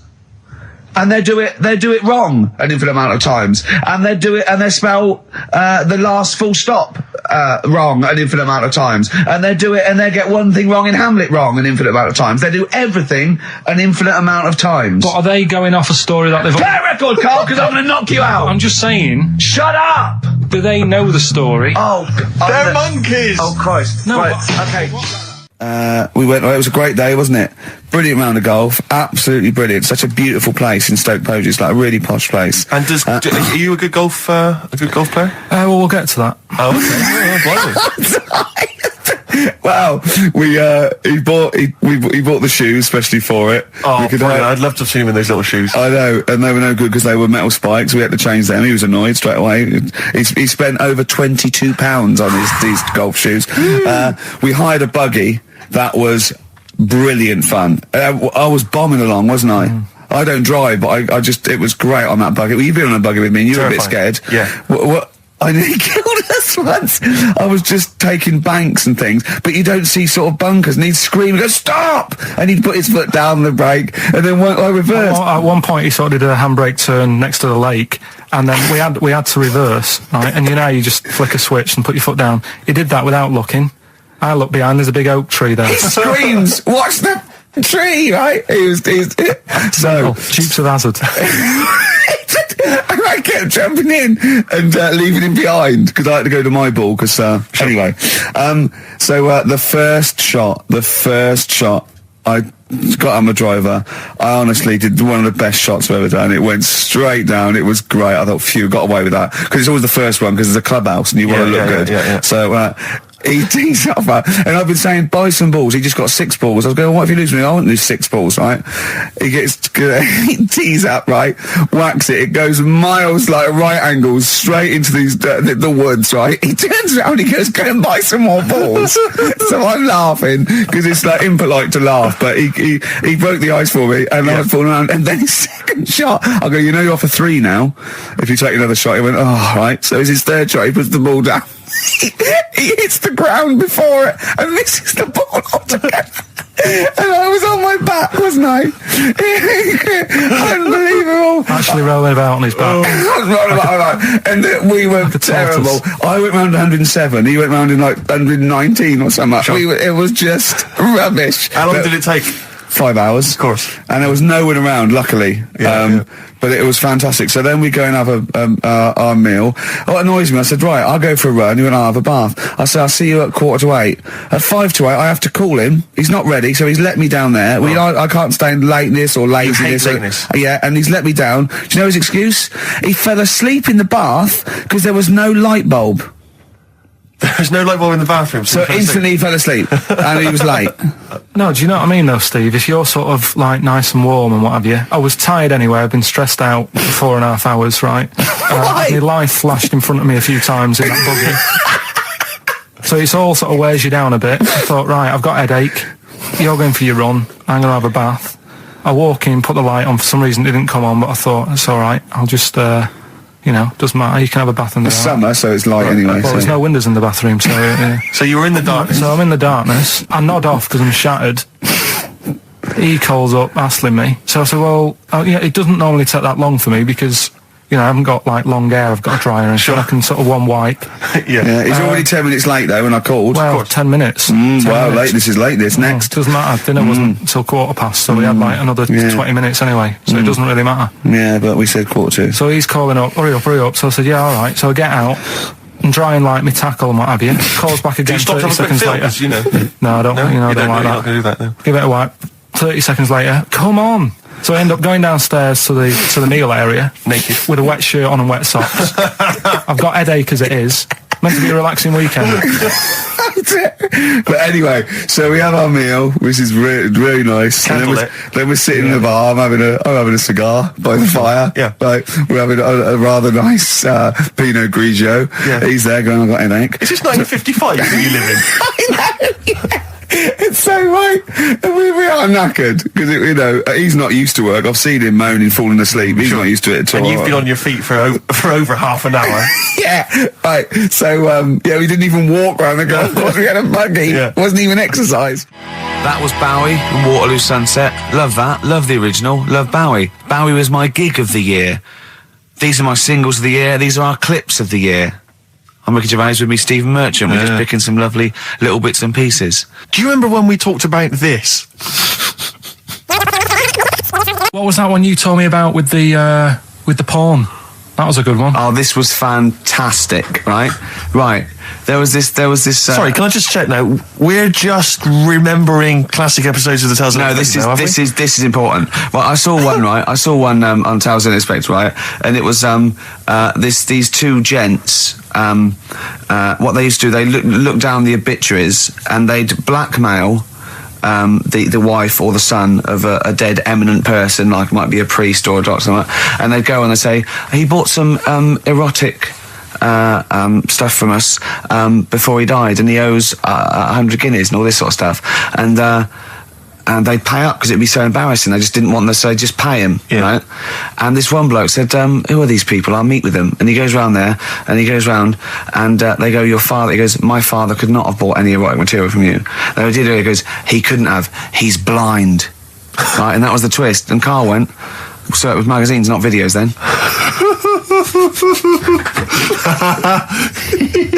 Yeah. Now think about it, Steve. Is that so stupid? Well, presumably it was set in olden times because professional pornographers don't tend to call it, erotic material. Yeah. They tend to call it, juicy jugs or whatever. But more than that, I don't understand how a video is going to be any use to a blind person either. I know that you can hear the sound, Carl. Look at him nodding like he's caught me out. Yeah, what sound were you hear? Your meter needs looking at? Yes. Cut. What's then? What's that? Then it's just noises, occasional groans. Yeah. Right. You could listen through the wall at your neighbours. He does. I mean, that's why I save a lot of money. But I thought you were going to point out, Carl, that they could have had a Braille porno. Now, have you thought of that? Look, feel the lumps on that. Exactly. Think about it, Carl. Think about it. You're excited now. Yeah. Your girlfriend's away, Carl. Yeah, the cheese grate is only under the cupboard. No, she's a good-looking lady. 3 holidays Carl's had last year. Yeah. I'd love to have 3 holidays. You've got to start putting the work in there. 2 holidays then. No, you had 3 holidays. You went away with Suzanne and her parents. Yeah, well, that doesn't count. It does count. If you book 2 weeks off the firm, you go away and you go, how was your holiday? Go, well, it didn't really count. It wasn't a really good holiday. Can I have them days back, please? My New Year's resolution is to be nicer to you, but well done, you've already broken that. No, but talk sense. Talk sense. You've had 3 holidays this year, and I'm just saying, you're in your 30s now, and 30s is when you should be really putting the work in. That's true enough. To reap the benefits in your 40s, 50s, 60s, 70s, 80s, 90s, and 100. Carl, what's your New Year resolution? What about think before you speak? It's worth. See, I'm allowed to laugh. I'm allowed to laugh at things other people say, Carl. That one, that is a good suggestion. How was your holiday, Carl? It was all right. Right, brilliant. But that I don't see on the ratio of good to bad in Carl's mind. That might be amazing because we never hear him sing the praises of anything. I'll tell you what. Can we have a cracking little tune? And then come back and hear about Carl's holiday. I'd love to do that. Let's keep it tight. Love to tear us apart. by Joy Division. Now, I can't put my finger on it, but that doesn't sound like the original. And it's off a compilation. It sounded a bit fast. I think the vocal was slightly different. If anyone can, you know, put me out of misery, I think it might be in a session of the time or something. Carl, is it a New Year resolution for you? Another one. Maybe when we ask you to get a song, get the original single version. I could be and wrong, not some but obscure session. Yeah, it does seem different, doesn't it? Very odd. Yeah. Yeah. Maybe we just remember it wrongly. But anyway, that's XFM for you. 104.9, I'm Ricky Gervais with me, Steve Merchant. Karl Pilkington. Carl, you went to Lanzarote. Yeah. People said don't go to Lanzarote. They told you it was Lanzarote. They told you, were they right or wrong? They were right, yeah. Really? Yeah, it's a bit ropey, yeah. Is it? Why? Just, out there. If it wasn't for the volcano they had, it'd been knackered. That's their big draw, is it? That's it, basically. That's all they've got going for them. When you landed, was it really hot? Were you quite excited? You were thinking this is okay? It was warm. It's just, you know, we can't complain about the weather. The weather was all right. Sure. You know what I mean? That's what I went for, but it'd be nice if there just was something else. Yeah. What did you do all day then? Did you read your ritual book? No, I didn't read that. I read that book. Do you know the book that I bought and all the chapters were messed up? Oh, yeah. I bought a better version of that. All right. And I read that. Excellent. And then... Did it make more sense in order? Yeah, a lot easier to follow. Yeah. And then we went and had a look at the volcanoes and that. They've got 36 of them to look at. How many did you look at before you realised that pretty much, you've seen one volcano, you've seen them all? Probably about 6 or 7. Really? Yeah. And then when you got to the 8th, you thought, now I know what this is going to be, Suzanne. This is going to be like a mountain with a hole in the top. Yeah. Really? But it happened years ago as well. It's like, just keep a couple, fill the rest in, tidy it up. Fill the rest in? Yeah, no, Well, getting some builders. No, seriously though. Okay, 4 million tons of concrete, please. They're an absolute death trap. Yeah, what do you mean fill them in? Do you know what a volcano is? It's just a hole, isn't it? That's happened. Well, it's more than the hole. It's more a portal to the magma in the centre of the earth. Back in 1730 it happened, and they still haven't sorted it out. Well, when you say it happened, volcanoes were made a lot longer ago than 1730. No, but the one that did Lanzarote in. Right. Sort it out. What would you suggest? Well, how can they fill it in? It's joined. It's all joined. No, but what I'm saying is... the big plates of the earth are all joined. All the magma's joined. With the trade centre thing, that happened. They cleaned it up, sorted it out, they've moved on. That's what I'm saying. Whereas Lanzarote have just gone, leave it. It happened back in 1730. You misunderstand me.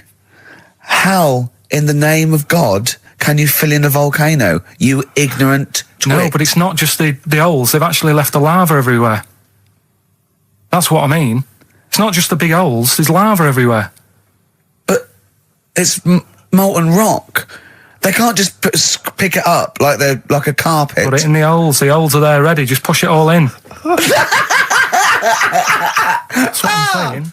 Right, we've got who's that on the line? It's Rob. Rob, and are you a doctor? I'm a final year medical student. I'll be a doctor in 2 months, touch wood. That's close enough, isn't it? Yeah.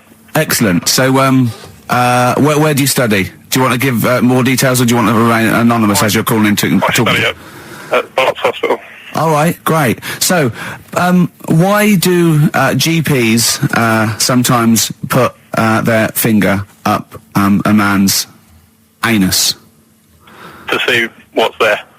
You know, if you've got hemorrhoids, if you've got an enlarged prostate, you know, it's either that or they stick up a big tube and have a look up with a light. What? And it's easier to do that. Now, are you dumbing this down for us, or are you going to fail your medical exams by saying stick up a big tube with a light? I'm dumbing it down. Okay, come on then. We're all intelligent people here, and Carl. So you tell us what's that called? It's called a sigmoidoscope. Right. Nice. That was a clever test, wasn't it, Rick? 12 inch long. Yeah. 12-inch long tube that they can put up there. So, Carl, would you prefer that or a finger? Well, so do they sort of do the finger first, and then, I mean, at what point do they say, hang on, we need a light here? I mean... It's normally if there's something wrong. But, so if I go then, say if I go to this well-man clinic, right, and they go, yeah, the art's good and that, yeah, finger, there you go. And then they go, hang on, I'm going to go and get me light and tube. I could start worrying then because they've sort of found something.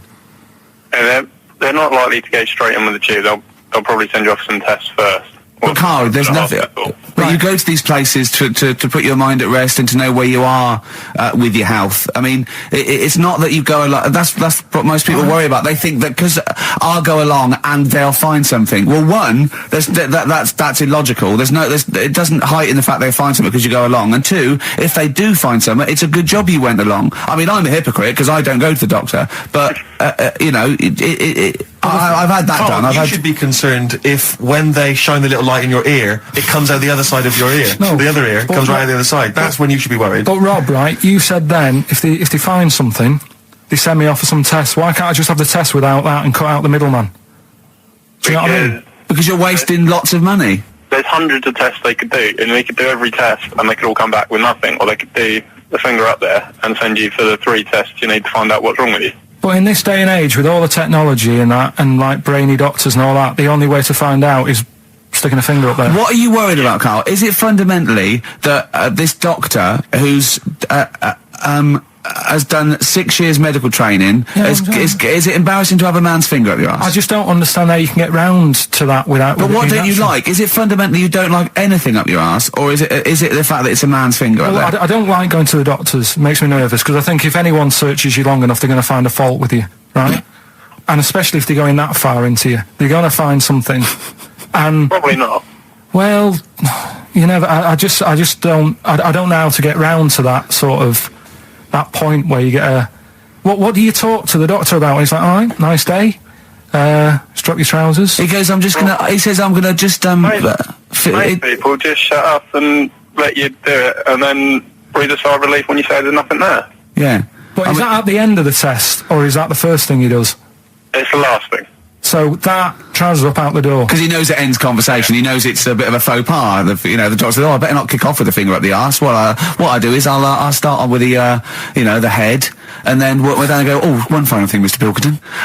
So Rob, he drops his keys and he goes, "Pick them up." And as you bend over, will you be doing this, Rob? Is this what you're like open to do? You do all these. I'll have to do it at some point. All doctors do it at some point, no matter what they specialise in. So the first one, is another doctor there to sort of make sure you're doing it right? Not dentists. No, but do you know? Aren't doctors anyway. No. But do you know what I mean? Like, normally it's like a co-pilot will have someone with them for the first one. So when you put your first finger in, will someone be there going, right, you just want to move to the left of it? I've already done it. Have you? Yeah.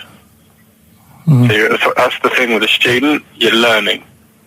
So you get people teaching and you learn on these things. Can I just point out, Rob, I think I'm right in assuming that you have a glove on. Yep. And there's lubrication. Yep. And it doesn't hurt. No. There you go. What are you worried about, Carl? Who's this person who everyone's testing on in your class? It's not one person. One person. There's like, when a patient comes in and they've got a problem, your boss, the consultant, he does his finger up, and if he finds something, he goes to the patient, is it alright if the student has a feel as well? Then the student puts on a glove, puts the leave on the glove, and sticks his finger up and sees what he comes out with. Rob, I wish you could see Carl's face. I mean, his face when you said, and he says, can this fella have a go as well? He looked horrified that he thought it was a free-for-all, like there's a queue of people trying on gloves and going, let's have a go. That looks good up there. What have you found? No, I mean, how come you had to sort of... Is it not something you could test on yourself rather than waiting for other people to come in? Because then, It's an awkward position to get to, really, isn't it? Well, but you can have a good rummage then without feeling too awkward, but to sort of have a go on your first patient when you don't really know what you're looking for anyway, do you know what I mean? Never really thought about it. Because you don't... If you've never done it before... You pop your finger in there, and you've got to sort of look. You've got to have an expression on your face, like you know what you're finding. Well, they can't see what you look. They can't see your face. There. You've got the big boss consultant man going, now move your finger there, and you'll probably feel this. But he's just done it. He knows what's there. Well, what? Oh, so he's already had a go. He's had a feel, and he's going right. If you feel to the right, that's the conglomerate or whatever. The congomblery, yeah. It's congomblery is in perfect working order. I'm still. Thank you, Rob. I'm sorry you had to go through this. Carl is probably the worst patient you'll ever encounter in your medical career. Good luck with your finals, and thanks very much. And do you know any female doctors who do this? Or? Thank you. XFM 104.9. Thank you. 104.9. I'm Ricky Gervais. With me, Stephen Merchant. It's the best of. You've been voting in all week, sending your emails. So here's the clips that you wanted. Right. Okay. Right. The results of we ain't got a winner for the first time. Yes, we have. We've got loads of winners. No, we haven't. We've done this feature for 3 weeks. This is the first time I've managed to sort of. Well, let's go through them then. What have they got wrong? The first one. The first one. What was the first one? Well, hang on. Let's do them in reverse order for a second. So what's the last one? The last one. The clue was that bloke does sport on the telly and he's got a little kid. What's that? That's Destiny's Child. Des, who does ITV Sport, has got a tiniest child, right? No, that's fine. They got that. Okay, Destiny's Child. What's the middle one? Well, the middle one. Right. Child. The second one was he doesn't like women. Yeah, he's got a couple of kids. That's a bit weird. Yeah. Right. That was PD. That was Puff Daddy. That is offensive. Go on. But it's not Puff Daddy. It's Puff Daddy. And he's not even called that anymore. He's called P Diddy. Well. Okay, fair enough. But they got that one. Yeah. And if I'm being tight, these lot are as well. Yeah. Yeah. Tight means something in Manchester. Go on. Right. And the first one that they're having problems with, I don't think them birds should be allowed in this area. Got it. Boyzone. It's not Boyzone. What's the clue again? I don't think them birds should be allowed in this area. That is perfect. A boyzone. No birds. No women. No women, yeah, birds, right? A boyzone. Sorry, Carl. If that isn't the answer, their clue is better than yours. That is brilliant. What was yours? Boyzone. It works perfectly. What's your answer then? Bangles. What? I have no idea what that means. Like seagulls. So you don't want them in this area, so you're banning them. Bangles.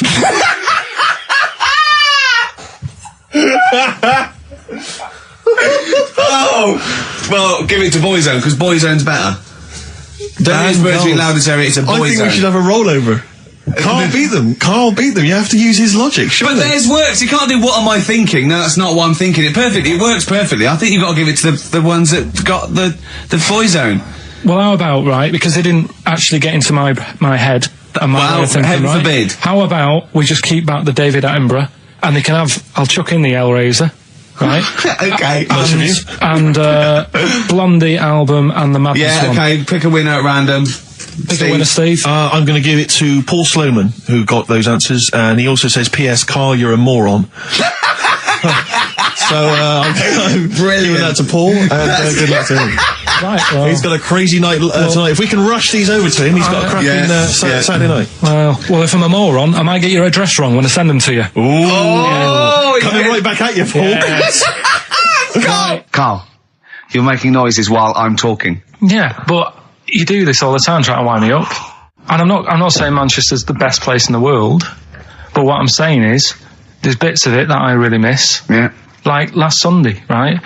When I'd met up with Ricky, we had spaghetti bolognese, which was all right. And then I said to him, I need some soil. Damn, I wish you'd invited me. It sounds amazing.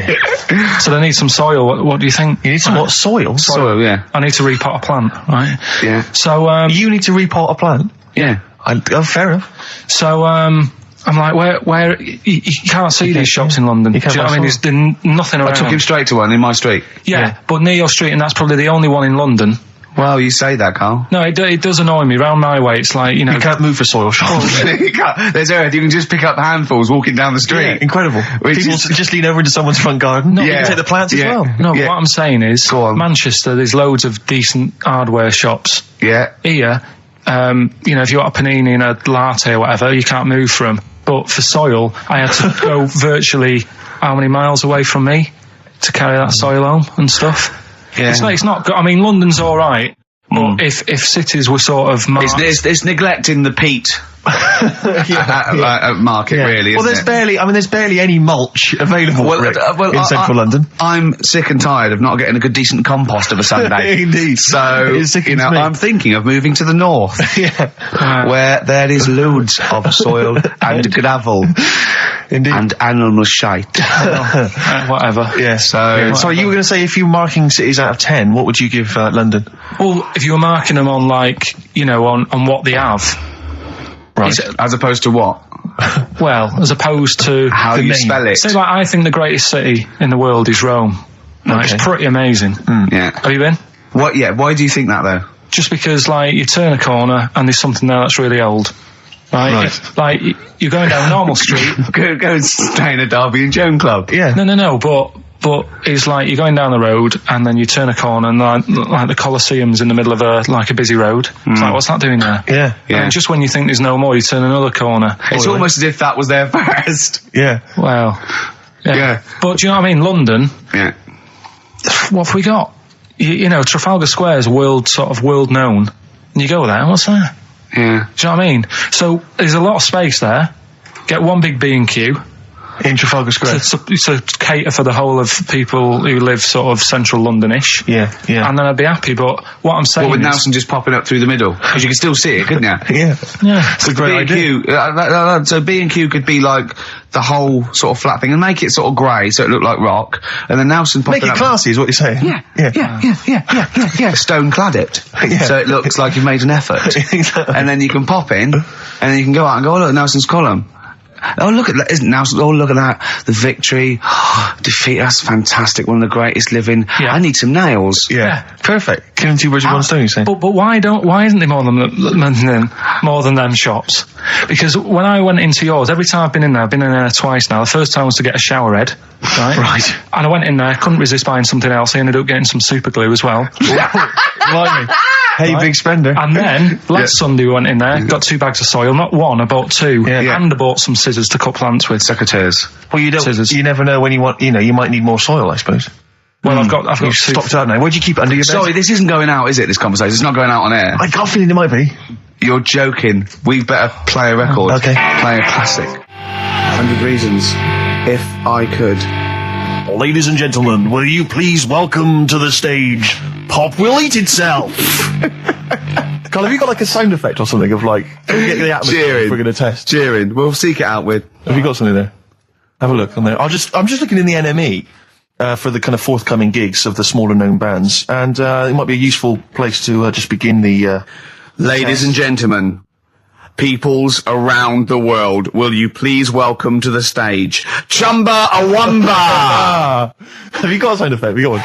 Nice, yeah. Ladies and gentlemen, will you please welcome to the stage the Parkinsons? They're playing in Leicester this week, so I look forward to that. That's a good plug, isn't it? Let me see who else. If anyone wants to pop down to Leicester to see the Parkinsons. Ladies and gentlemen, please welcome to the stage Cyclefly.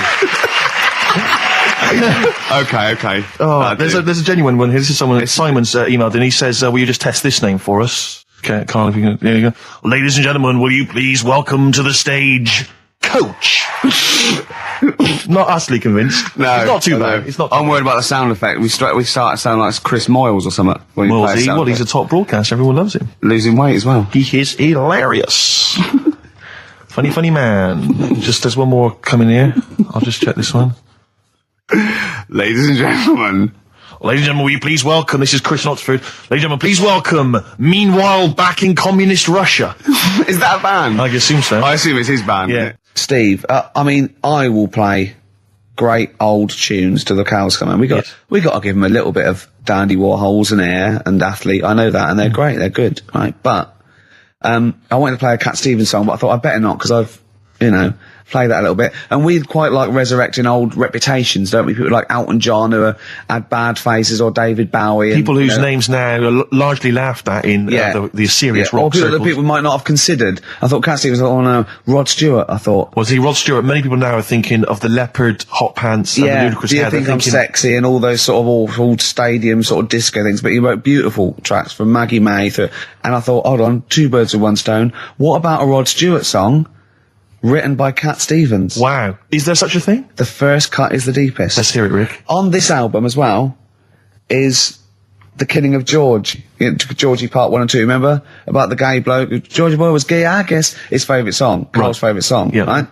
And I was going, oh yeah, I remember that, yeah. I said about, and I said, did not intend to take his life. He just pushed it when he gets mugged and killed.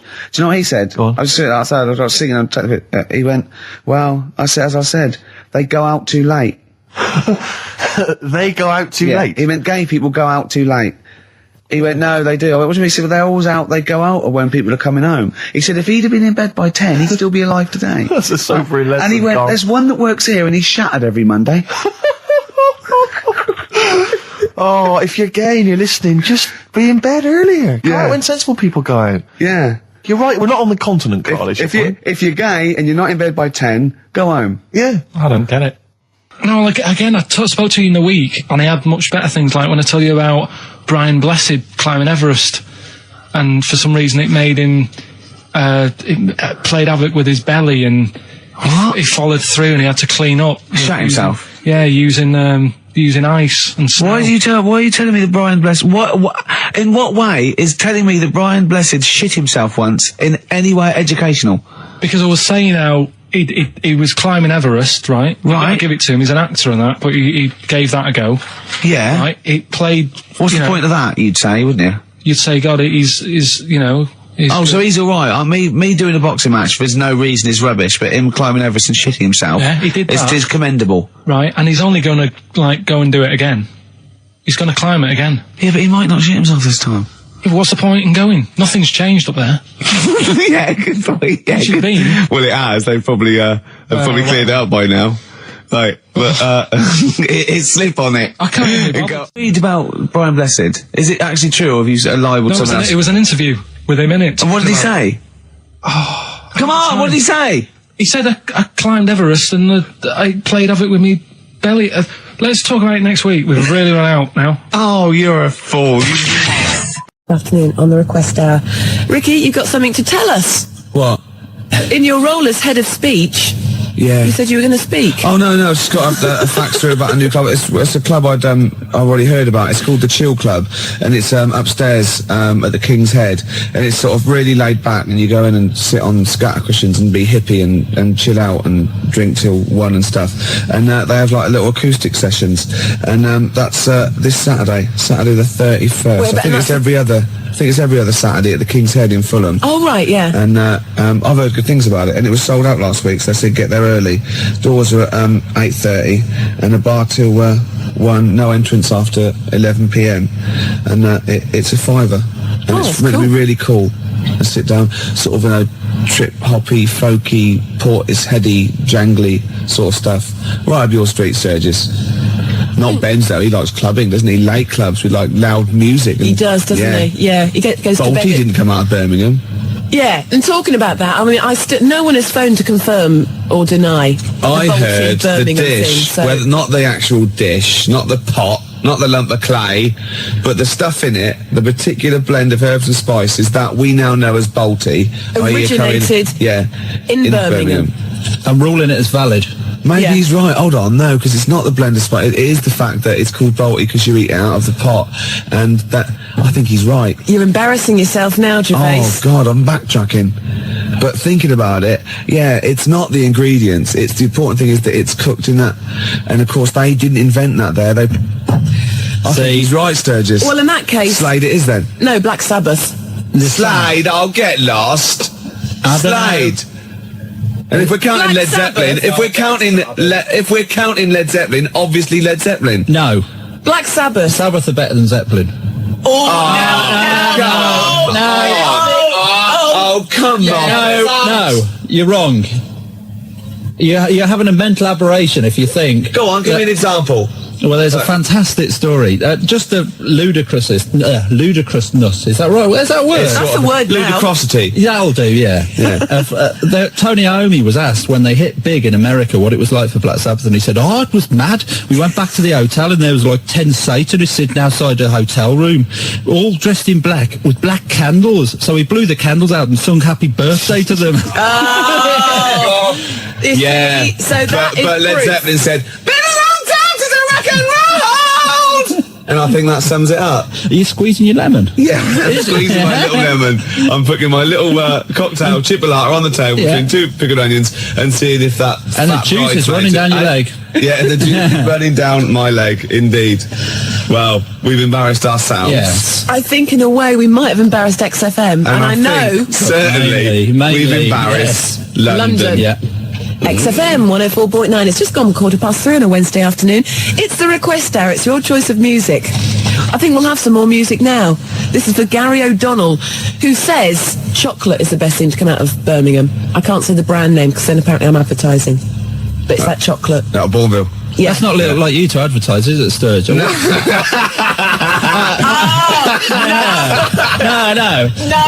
I wouldn't. No, Sturge. I wouldn't say you advertise. I wouldn't say at. No, I wouldn't say that. No, I would say I mean, you don't want to be pampered. No. It's sky's like the limit. The sky is the limit. You know. No. Exactly. It's like you've won the lottery. It's the dry wife week that I like. Yeah. Public Enemy, Anthrax. Bring the noise. That's for Gary O'Donnell this afternoon on the request hour. It's XFM 104.9. It's just gone 3:20. Are we going to give away your prize that you bought in specially? Yeah, we have a winner. Mark Adams from Harrow. With his undercracker explanation. Yeah. It is the same one that dropped off Duffo. Is it? He just called. Well, he is a star. He's won it. He'll be able to... Gary's voice check challenge. How good are you at imitating comedian Michael Barrymore? Try this famous catchphrase. All right. You'll be able to do that. You'll be able to impress your friends and family. That's just amazing. It's like, I can do it. All right. See?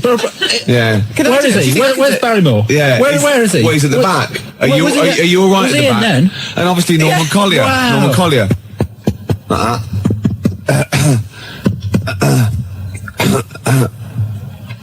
That's Norman Collier there. Brilliant. Yeah. Brilliant. Hey, my name is Michael Caine. So, yeah. Hey, it's like he's in the studio. Actually, it is nice to see you, Claire, to see you nice. Oh, these are great tips. Brilliant. He didn't, well, I have to keep Why taking are off you the pop playing? shield. I know, because I can hit it and be Norman Collier. All right. That really hurts my ears. I believe if they were going to rename this book, they call it the Bible too, the good book. Yeah. It's a beautiful thing. And Mark Adams didn't just wasn't grateful for it. He claimed it. He said, "Yes, I claimed that book." Really? Yeah. He phoned out with it quite rightly. He is the winner. Because we'd forgotten about it actually. So thanks for reminding us. No, that's great. Yeah. That's yours. Have we got his address? Have we? Yeah. Fine. Marvellous. I've completely lost my train of thought now. What's I going to do next? What's the chances of that? Usually you're so slick, you know where you are together, good links, you can string a sentence together. No, it's obviously our somebody else. That's Jackie Brambles. Let's leave the studio and see how good Claire is. We'll leave the studio. Go on. Right. Yeah, if you would. We're off. Yeah. This is going to be pretty good, I imagine. Yeah. Okay, I'll see you in a minute then. Yeah, okay. All right then. See ya. No, still not working. Wednesday afternoons in the capital with Fluke, Atom Bomb on the request hour this afternoon as requested by Phil. I've got my train of thought back. Yeah. It works. Marvellous. It's well going worth waiting for as incredibly well. It's going incredibly well. Now, you may remember all this week I've been trailing a very special guest that was going to be joining us this afternoon. Martin Clunes was going to be here. The boy Clunes. Sadly, as you've probably noticed, he's not. No. He's a very busy man. Yeah, he's got lots of stuff to do. Yeah, it's all the press for the launching that Terence Higgins trust campaign. Exactly. So, I mean, that's cool with us. And he's going to give us a call on Friday. He is indeed. Which will be brilliant. But, I mean, I've got Matt in instead. Yeah. He's got big ears. They're beautiful and big. Yeah. And you smell of booze as well. Yeah, there is that, but, you know. Hold on, no, I'm not, well, yeah, smell of booze, but we're not saying Martin Clunes smells of booze. We're taking reference to his character in They May Be Badly. Yeah. We're not saying he likes a drink. We're not saying he's like a nonce. He might like a drink. We're not saying I'm not saying he's a lush. Or a teetotal. But you're saying I reek of ale? Yeah. Yeah, only because I spill most of it. Yeah, well, it's not my fault. After the, 18th one. After the accident. It was balancing it on their backs that didn't go down too well. I felt terrible the other day, though. Yeah, regular as clockwork. On the hour, his right hand starts going. Then his left hand starts going. Yeah. And if he's got a beer in it, it goes all over the place. It's a bit messy, doesn't it, man? Pavlovian conditioning, though, isn't it? Yeah. Since the age of 14, you can't keep his wrist still. The best thing to come out of Birmingham, so says Steve in Surrey. Ricky, the best thing to come out of Birmingham is yourself when you leave. What? If you were to go to Birmingham tomorrow and then for the leave day it. and then leave Birmingham I'd be the the next best. day, you'd be the best thing to come out of Birmingham. That's a compliment. Excellent, that's not... What, even better than Pig from Pipkins? Presumably. Well, presumably. The best, it says the best, that's it. I don't think you're ever going to leave Birmingham if you go there again after saying that about the people in Leamington Spa. But They're getting a Linja squad together at the moment. Luckily, they can't hear us. Because they've got no ears. Because the little radio waves that we do just die after That's true. M25. They go, oh, and that was Mulder and Scott. And then it's just quiet. Yeah. Tumbleweeds. Yeah. Yeah. We are the tumbleweeds. Carl Graham. Gas mask Grimshaw. Oh, yeah.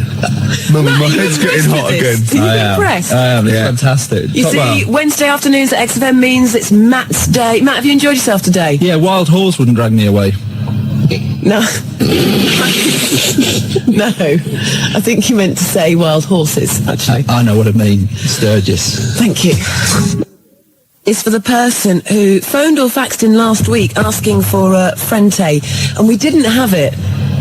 And you said to me, Ricky, you can't say you don't have it, but I honestly didn't have it, but now I have it, so whoever wanted it, it's for you. Excellent. Does that make sense? Yeah. What I just said then? Probably, For someone. retired now. Yeah. To the country. I can't wait for Frenty anymore. Let's shoot off. So who have you've just had someone on the phone or on the fax saying I about was voting for sneaker? the Sneaker Pimps if they're from Birmingham. I didn't know if they were Are they or not. from, I don't know if sneaker pimps are from Birmingham. Yeah, but but I think they are. Them small potatoes compared to... the Sabbath? Yeah, the Sabs. Exactly. What is this obsession with Sabbath? I always thought Sabbath were a bit of like a joke rock band. Like, I can't believe you said that. Led Zeppelin is like the mould of the first rock gods, the greatest British band of what? Yeah, who have Led Zeppelin gone on to influence? You know what they've influenced? That whole brand of poodle rockers with big hair like Extreme. That's who they've influenced. That's not their Whereas fault. the Sabs, their influence has been really heavy, great rock bands like Nirvana and things like that. You know? Sabbath are the best thing to come out of Birmingham, Ricky. Without It's any as simple as that. Okay, let's do it up to Thursday. I want proper votes, right, on faxes, right?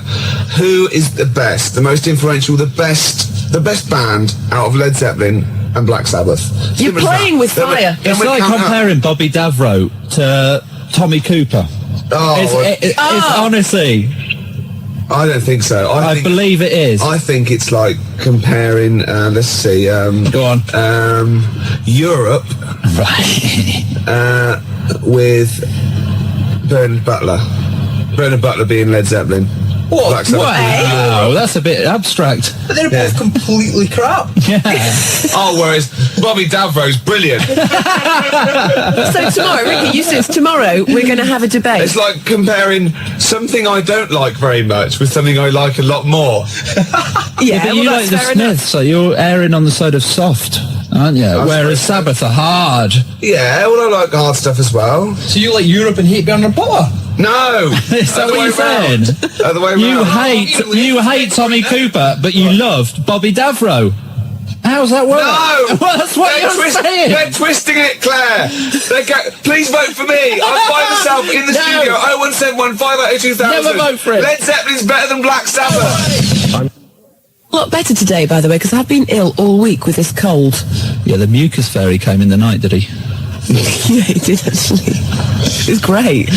Well, anyway, yeah. There's this fantastic thing from Bristol University. It was in the Times. Forget hot toddies. The best remedy for a cold is a cup of coffee, according to psychologists at Bristol University. Yeah. The drink largely eliminated the effects of having a cold, they reported after experiments with 100 volunteers. Trials with vodka had failed to show any beneficial effects on mood or performance. Were these trials by vodka, by chance, done around the Christmas party period? Yeah, they've got to make it look good. Oh, and the control can be coffee. Yeah, right, exactly. Vodka versus anything. Coffee, yeah. We do our own. Yeah, Vodka versus whiskey. Yeah. That's what that gold blend couple was always. They never come to the door going, it's not dribbling down. I've just come for some, Jesus, wipe your nose, you filthy, Jesus. Because it obviously, You've been drinking vodka, haven't you? Not the coffee. Yeah, yeah. Oh no. Oh, you're pissed, didn't you? Got snot running down your mouth. Oh, and I fancied a good couple of. Sabbath is like Marilyn Manson. Led Zeppelin is more Radiohead. No way. Oh, no. Sabbath is like Reef, and Led Zeppelin is like the Foo Fighters. No. 0171 580 2000. Who's the more influential British band, Sabbath or Zepp? Come on, it's obvious. The answer's Led Zeppelin. I'll fax you something tomorrow. Okay. That will tomorrow will be revealed. Yeah. Okay. It's Black Sabbath, Ricky. I seem to have run out of coffee. Come in. I've got some. Oh, sorry. I've been drinking vodka all day. 0171 580. It's not getting any better. 2000. It's sort of a Led Zeppelin versus Sabbath type quiz. Yeah, it's not a quiz, is it? Yeah, no. Well, it is really, because there is a right answer. There is obviously a right answer. No. Objectively speaking, there must be a right answer. Of which has been, who has been more influential. We could trace it back. Of course, we're not the people who do it. From the Midlands. Yeah. Well, no, I'm forgetting the Midlands. Oh, really? Now. We're forgetting the Midlands. Just out of those two, it doesn't matter where they came from. It's a bonfire. Who is a more influential band on the world rock scene? Sabbath or Zeppelin? Sabbath. Zeppelin.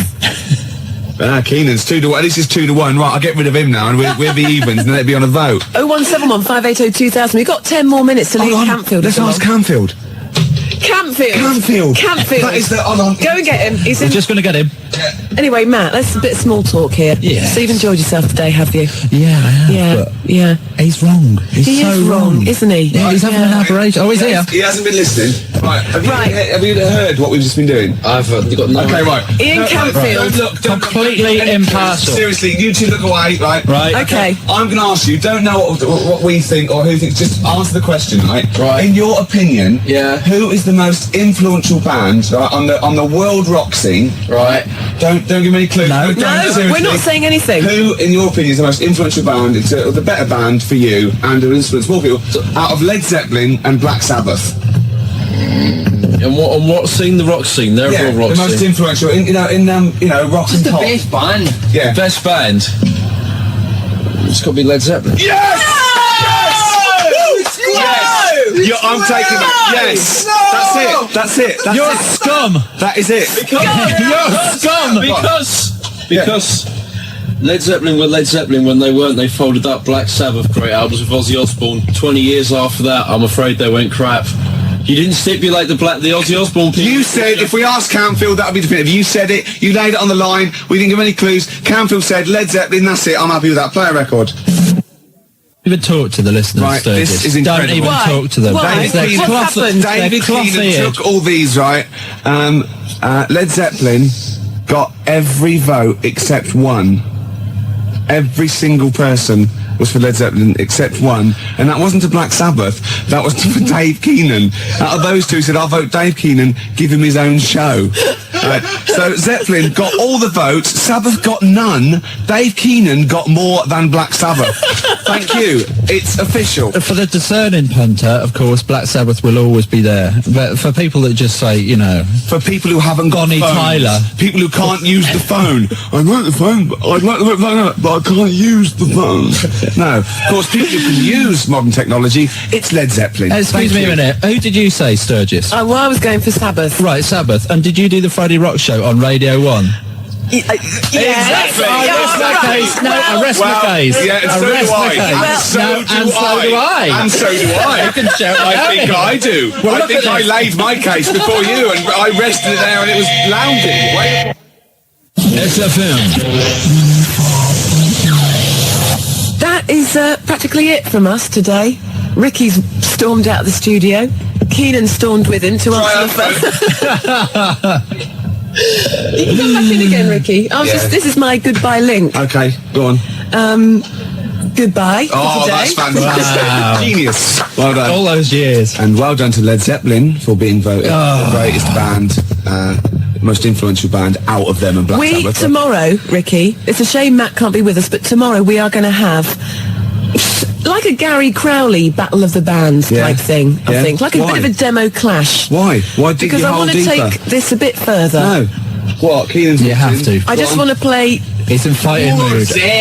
More set. See? I know. Tomorrow. You think they know. Thank Tomorrow. you. Thank you for listening. Thank you for being discerning, intelligent people. Keep the faxes coming. To Ricky Gervais and Claire and Matt and Dave. They like Black Sabbath. It's been a pleasure, Matt, having you on the show Yes, this can I afternoon. say something before I go? Well, I'm just going to say, I'm going to play Mazzy Star into Ian Campfield, Fade Into You, and this is for Melinda, Right. who wants to hear it, so that's what I'm going to be playing. But I just want to say, Matt, thank you. Will That's you all right. Can I come say again something? Next... yeah.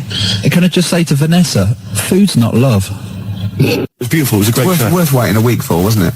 Yeah, it's good.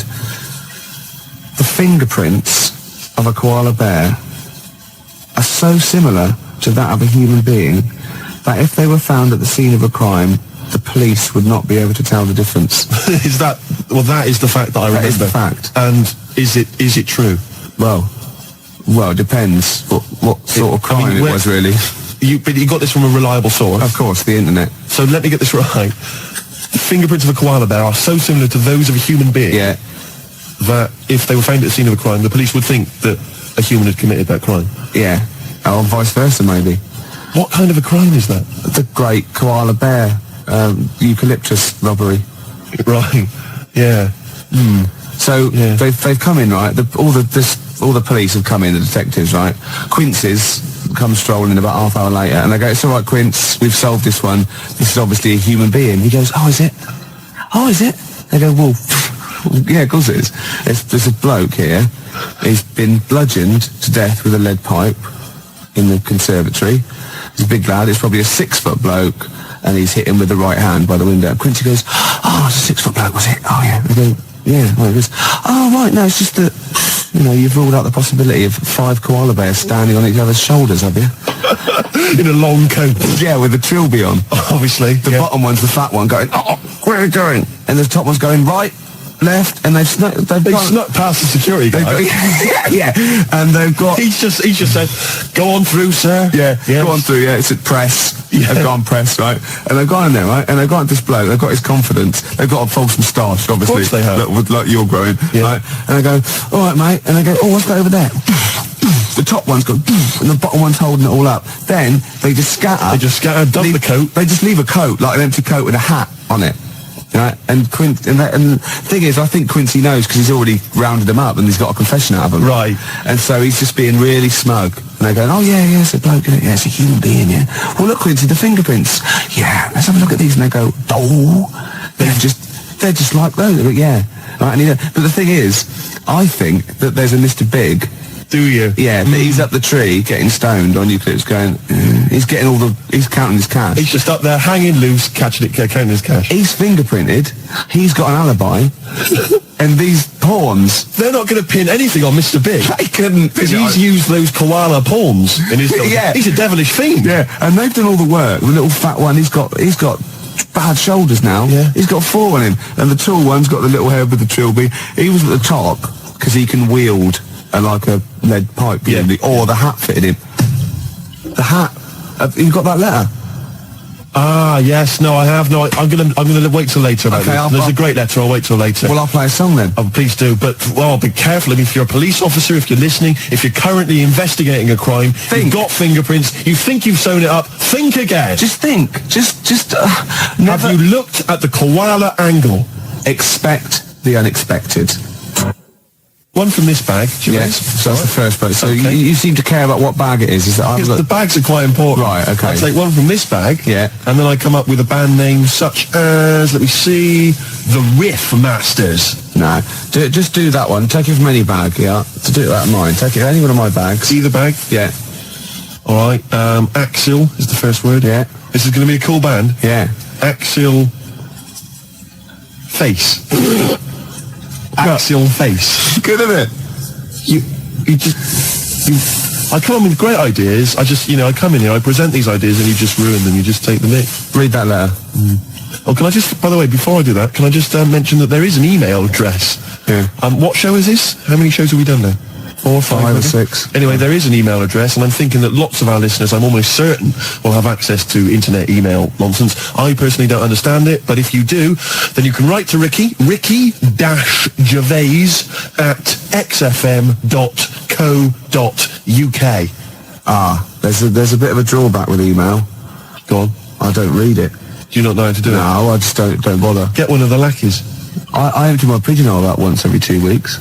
Ricky-Gervais at xfm.co.uk. Letters got more chance. Well, possibly. I like getting letters. Here's a letter. Dear Ricky, responding, things I could do for you. Here's the important bit. And this is, by the way, from Siobhan. Yeah. Siobhan in Willesden. Things I could do for you. Nice. This is a great idea. Yeah. Make you a hat. That's the one I want. Gervais, she can make you a hat. She is a professional hat maker. Yeah. Is it a milliner? Is that the name? Yeah. But she's a professional hat maker. She can make you a hat. I love Ricky it. Gervais. What kind of a hat? What would you fancy? I see you in a fez. Little red fez. Oh, I know what I want. You know those top hats? Those like the velvety ones? Yes. But squashed down one side like Constantine with maybe the top up. You know what I mean? Like a down and out. Yeah. That'd be beautiful. Beret?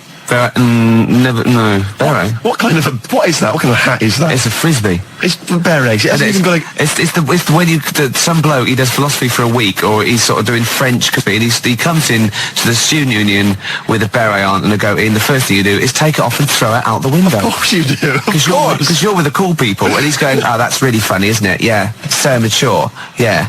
And you go, no, it's not mature, but it's funny. We're just having a laugh. Anyone you see wearing a beret in a student union or in a pub, just pop it off, frisbee it across I'll tell you, you will be the most popular bloke in that Use pub. him like he's sort of piggy in the middle. You're just throwing it, to different people. It kind of bonds the pub. People they leave the quiz machine. Yeah. They come over and they're joining in, and you're just throwing. He's screaming, "Please give me my beret back!" In fact, I reckon if you threw it and it hit the hardest bloke in the pub's pint over, he'd look over.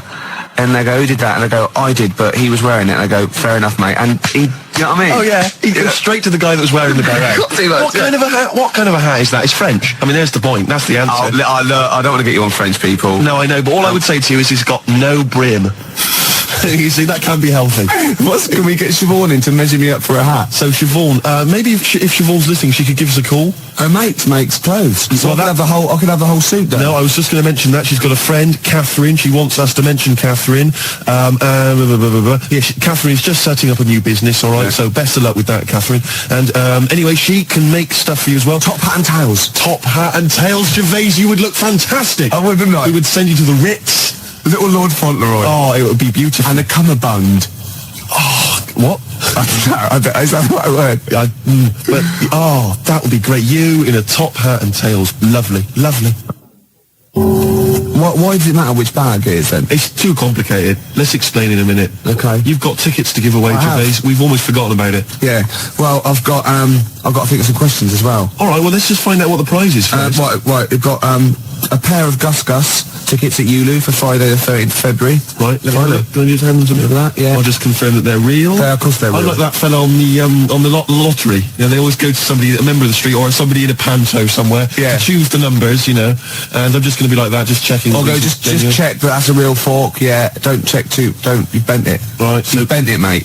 You've bent the fork, mate. Now I can't do the trick. Go on. So 2 tickets to see Gus at the University of London Union, Mallet Street, London, on Friday the 13th. All right, 2 tickets there. Yes, bona fide, Gervais. Yeah. What else have you got? Corner shop. All right, we'll just check.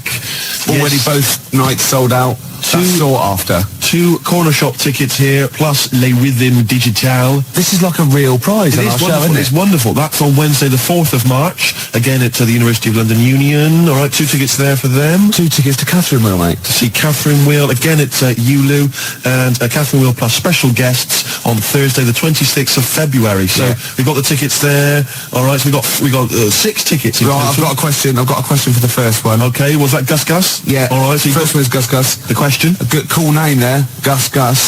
Does it matter which bag they would have been in? Right, okay. Yeah, and I'll take any answer. What, yes or no? Yeah, I'll take yes or no. I better remind him of the phone number. Please Hold on, 1 minute. 0171 580 2000. Call me! I forgot I'd done that one. So, yes, 2 tickets for Gus Gus. The question again, please, Gervais. Does it matter which bag they're in? And again, it doesn't really matter, yes or no. I just take anything. All right, Catherine Will, have you got a question for Catherine Will? Catherine Will. Yeah, when I used to do it, when I was little, and we used to have a Catherine wheel, my dad would nail it to the shed, set it at the light. Well, the nail was way too big and tight. You know what I mean? It moved a little bit, and then just what we watched was this thing just burn out.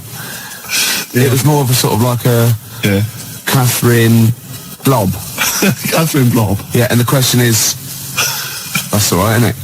It's not so much a question. The question is, that's all right, isn't it? And again, I'll accept anything. Right, I'd better remind him of that number again. Hold on. Give him the number. Hold on. We've got Catherine Will tickets to give away at the University of London. Yeah, and the question is, not so much a question is, what was it? Catherine Blob. Catherine Will, blob.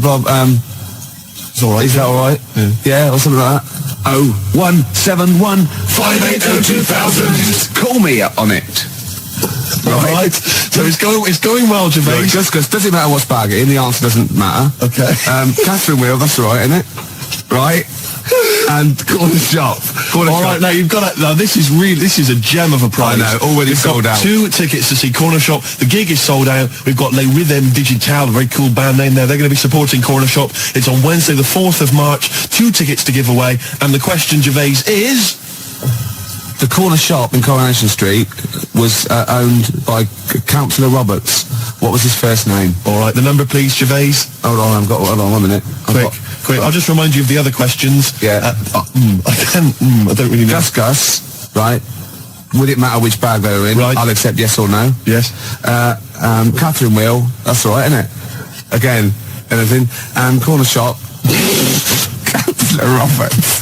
What was his first name? Number to call. 0171 580 2000 is the number to call. Catherine Wheel.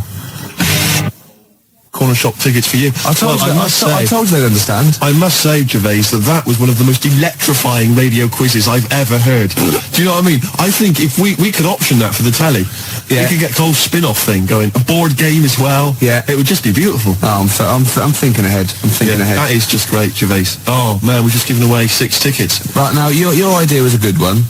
All 6. Yeah, my idea was to give away all 6 tickets to the first person to phone up and give us a damn good reason why they should have them. Yeah, it's a bit traditional though, isn't it? It's sort of like you answer a question right and you win a prize. Yeah. I think this is better. Yeah. But we can do yours if you want. Okay. Okay, so I've got 10 CDs. Right. To the person who thinks why they should have all 6 tickets. You confuse me. Well, I'm going to give 10 CDs because the tickets are gone. Right. To the person with the best reason why they should have 6 tickets. Right. But they can't have the 6 tickets because they've gone. So they're going to get 10 CDs? Instead. What's the number to call? Oh, you caught me out. Hold on, 1 minute. Let me just rephrase that. Basically, we've got 10 CDs to give away. Yeah. If you can give us a good reason why you should have the tickets. Yeah. Which you can't have. Terps. Old newspapers. A lot of my audience carry around bags full of like old newspapers going back for a long time. I've no idea why, but everyone that ever speaks to me goes, "Are you Ricky Gervais?" Oh yeah. I go, "I've got these," and they're all old. I mean, tabloids. And I go, "What are the papers for?" And they look at me as though I'm mad, so I leave it. But I mean, there must be a market there. It's not really the sort of ABC1 category that I think a lot of advertisers are after, is it? Is there an Epsilon Minor category for me? The thing, I like them. I like my. All right, what's this? For example, right, Steve. Like, this is the sort of quality, right? Okay. Whoever phones up for no reason at all, okay, sends me a CD, right? Right. So call for absolutely no reason at all, right? And don't give your reason to him out there, and send me a CD. What? I want the winner, right? I'll take caller number 0171 580 2000 is the number to call. Tinfoil hats. Are they trying to steal your mind? Buy tinfoil hats. That's the kind of ad you're going to have on this show, Gervais. Batteries. I've got loads of batteries. Don't use them. That was that. Found that. What's that? What have we got there? Loads of newspapers. Gervais, the phone lines are buzzing. I know, yeah. The phone lines are buzzing. Yeah. I can't understand it. It's the same when another station gives away a holiday to New York. Yeah. It's the same reaction. Yeah. To whatever the hell it was you said. What was your competition? It was a good competition. What was it? The competition was someone's got to phone up for no reason at all, not give Nick the reason, and send me a CD, and they're the winner. The phone lines are buzzing. Yeah. Well, it's a good competition. How do you do this? It's a good competition. I cannot compute. Well, if you can't see that is a good prize to win, then there's something wrong with you. Sorry, I just can't understand it. I don't think it's my kind of humour. The competition is this, Steve. I think you're a bit wacky. No, don't really understand. You're frightened, aren't you? You're frightened, and these people, they're not your phone up, but come into the studio. I know. You were scared last week, weren't you? He came in the week as well. I kind of like Barrymore, that sort of thing. I think he's really funny. Yeah. Do you mean Barrymore? No. Sort of Cilla Black. Steve, you're funny, but nowhere near as funny as me. Just with the calls and the competitions, I think it just sort of goes over my head. Look, the competition is this. Oh, sorry to Mark Adams as well. Nick cut you off and he's a regular listener. The competition is this. Someone phones up for no reason at all. Yeah. Don't give the reason away. Send me a CD is the winner. It's the way you don't even use grammar. There's no need. Just use words. Yeah. Do you take the words that you say out of these bags? And is that how you form your sentences and your competition? I don't think of it as forming sentences. I think of it as when my head gets hot, I have to cool it down. And speech is the best thing. It's sort of like, do you know what I mean? I walk along the street and I have to talk, and it sort of cools it down. I've got some people who've called. John has called from North Harrow, Louise from Clapton, Claire from Hendon, Paul from Maida Vale. Yeah. I don't know why they called. No reason. I don't know who they are. No reason. Going back to the competition that you set, I like that one. We've had a fella, Karl, from Catford. Yeah. Now, he phoned up to try and offer us a suggestion as to how we can receive money for free by begging for it without breaking the law. Oh, he's the winner then. And is he? Yeah. Well, right. So, the fella on the phones, the fella's manning the phones, even managed to get a CD out of him, persuaded him to send us a CD. He needs to be the winner anyway, even if he hadn't sent the CD. Yeah. I'm just trying to pick a song here. I haven't worked out my next song. Gervais, I've done that for a while. Gervais, what? I don't want to work here anymore. Is that all right? Do you mind if I... No, there'd be plenty of people wanting to fill your shoes. And think of all the old newspapers I'll get out of it. Wait a minute. Was on the tube earlier, Gervais. Now, I know that you walk into work, but I do have to take the tube. And there's a kid on there, sat opposite me, 10, 11 maybe, all right? And he looks quite normal. 12 at the most. Yeah, he's an ordinary looking kid, just got the sort of, street clothes on or whatever. Looks perfectly normal. He's not the kind of kid that's going to get bullied at school, just normal looking kid. Except, Gervais, he was wearing a deerstalker hat. Now, what's happening there? Oh, I love that. Do you know what I mean? When he goes to school on Monday morning, if he's wearing the hat, they're just going to kick the hell out of him. Well, right, we'll pass that on to Howard. We'll keep that. And as I said, anyone wants to get hold of Howard, do it via us. He doesn't want to give out his address, obviously. Might attract mad people.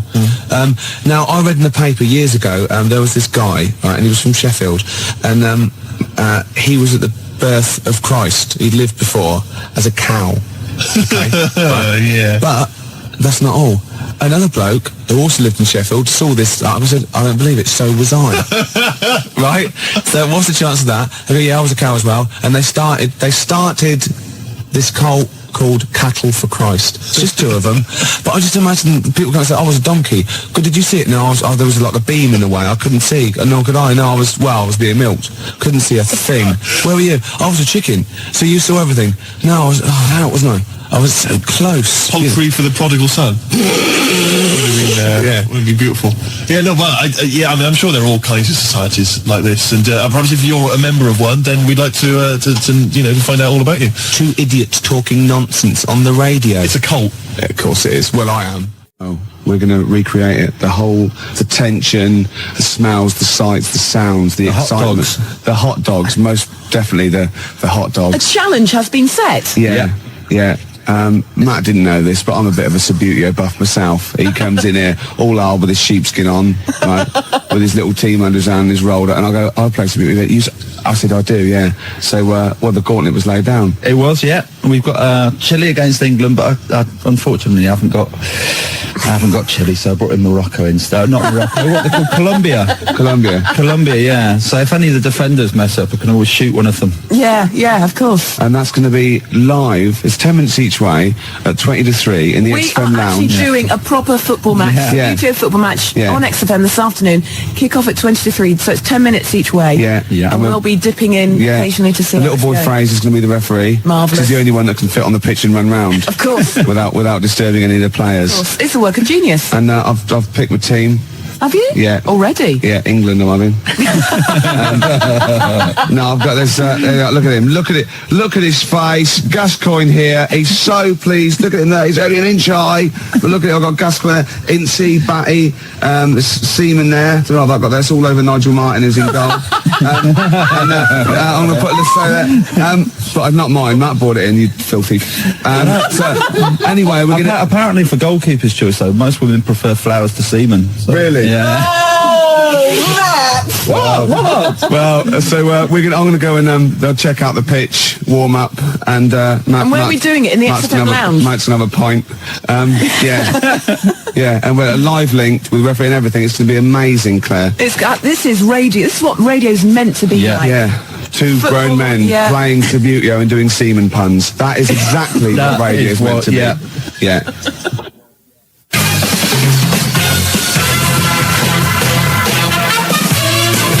Okay, let's cross over live now to the living room just down the corner. Let's round the corner, down the corridor. You know what I'm trying to say. The crowds are there. Ricky and Matt are there. Are we ready? We're ready. Kick-off. Let's do it. I've won the kick-off, Claire, and I'm starting off... there's some of the crowd, and it's off. We're away. It goes. It's a beautiful thing. He's moved down the pitch. It's gone to the... It's Chile now. Chile on the break. It's a foul. It's a filthy, dirty foul. England, the crowd don't like that much. And he's run up there. There he is. He flicked a plastic man. Barry Spinnaker there, and little Tommy Tompkinson from the airline. Jimmy Twizzler. Oh, there he is. Oh, but they've given it away straight away. It's the number 11 there, and he's running. It's a goal kick. It's a goal kick. There's little boy Fraser there on his horn, right? On his high horse. Half time. Half time. That's it. No, we'll be back in a minute. That's ridiculous. Really? That is stupid. We can have a penalty shootout though. I nearly sprained myself then. I had to stop in mid-swing. That's happened before though. We will be back at the XFM Mum, I don't want any tea. I'm busy. You're very good with your fingers. Right after this. The score, England versus Chile, is 0-0. It's time to go back to the XFM living room.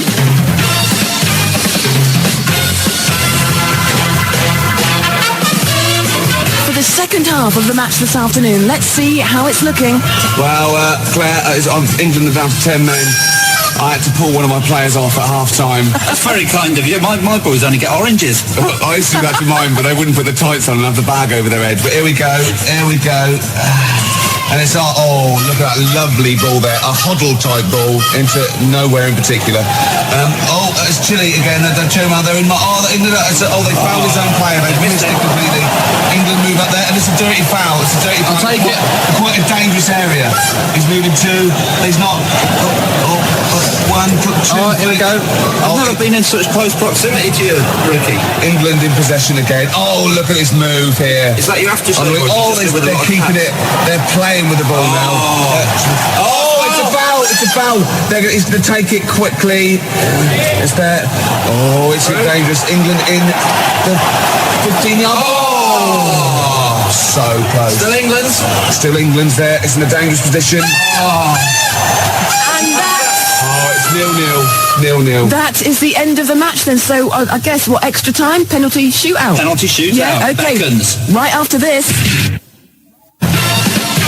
So, as we recreate the England-Chile match tonight, this afternoon, in fact, here live on XFM, down there in the living room, we have Ricky and Matt. Ricky representing England on the Subbuteo table. Matt is doing the business for Chile, although he hasn't got any Chile team members. He's using the Colombia ones. But don't you worry about that. We cross over live now, back to the XFM living room. Go. Hello? Oh, here we go. Can you hear me, Claire? Tannoy's on. England are going to take the first penalty. It's just the best of three. And his goalkeeper keeps jumping up and kicking it with his back. His Scorpion kick. Yeah. It's ridiculous. So can I just like say as well, I feel slightly stupid because we could be in the studio pretending to play this, but we are two grown men. You really sprawled out. My knees are killing me. We've got the whole thing out. It took us about an hour to tape it down. I'm in trouble with me mum because I've missed me tea. Yeah. Right, here we go. Okay, so let's just very quickly, so the score is 0-0. This is the penalty shootout. Off you go. Yeah, okay. England 1-0 up. 1-0. England 1-0. He saved it! Oh, Gervais. Amazing scenes here. Oh, I can't believe it. Okay. Was that a save? Yes, of course it was. It was a beautiful save. England in the lead. Oh, yes! Oh. It's 2-0! It's 2-0! Chile have to score this to stay in. Oh, he saved it! Oh, amazing Gervais save. is gone! That's it! They can't win! Yeah! England won! England win! Obviously, I'm very disappointed. Boys, well done. Just like to say thanks to everyone that had faith in me. I knew I could do it. There was a lot of criticism, but thanks, we've done it! We've done it! And as we say goodbye to the XFM living room, there's Chumbawamba with Tub Thumping playing over the tannoy. The boys will be back in the studio for a bit of a post-match analysis. Joined by Ricky Gervais and Matt Ambound, team captains. Ricky Gervais, England, Matt Ambound, Chile, although it was Colombia, but it's only because... It's South American, isn't it? Yeah. The really embarrassing thing is not only that we actually went through with it, but that we didn't care whether it was on the radio or not. We were having a brilliant time. My heart, I just wanted to win so badly, Claire. I just wanted to win so badly. Oh, God, and when I put that goal past him, it was just amazing. Yeah, you looked like a happy man. And the boy Fraser did well. He was the loving little boy it. Fraser. He was jumping up and down. He ruled it with a rod of iron. I know, yeah. We'll leave it there. Yeah. Do you know what we haven't had time to do this afternoon, Matt? What's that? All those autographs you got in the awards. Modine. All of them. Cranky. We got all those autographs, and we were going to give them away today. Now, what do you reckon? Should we do it next week? Sweet. No, I'm going to keep them. Okay, fine, yeah. To hell with the listeners. Yeah, all right, we'll come up with the competition next week. We'll do it next week. Yes. I mean, seriously, Ricky, we have got all these autographs. That is like a lovely prize, quite seriously. You didn't really get cranky, did you? I didn't get cranky, no. Got a photo. She was off with Pollard, drinking gin, yeah. Oh, it's got to be libelous. It was a lovely At least he said allegedly off with drinking gin. Allegedly. Yeah. Well, once again, thank you for the effort you put in this afternoon for that match. It is my pleasure. And the fact that, it's not sad, the fact that you did actually play. It was amazing. I'll let you win. Did you see the second goal? I did see the second goal. I'll let you win. And I also, Ricky... rubbish. No, I did. I dived the wrong way. Rubbish. I did. I've accepted the prize. No, it's true. That is rubbish. No, I wanted England to win, so that's it. That is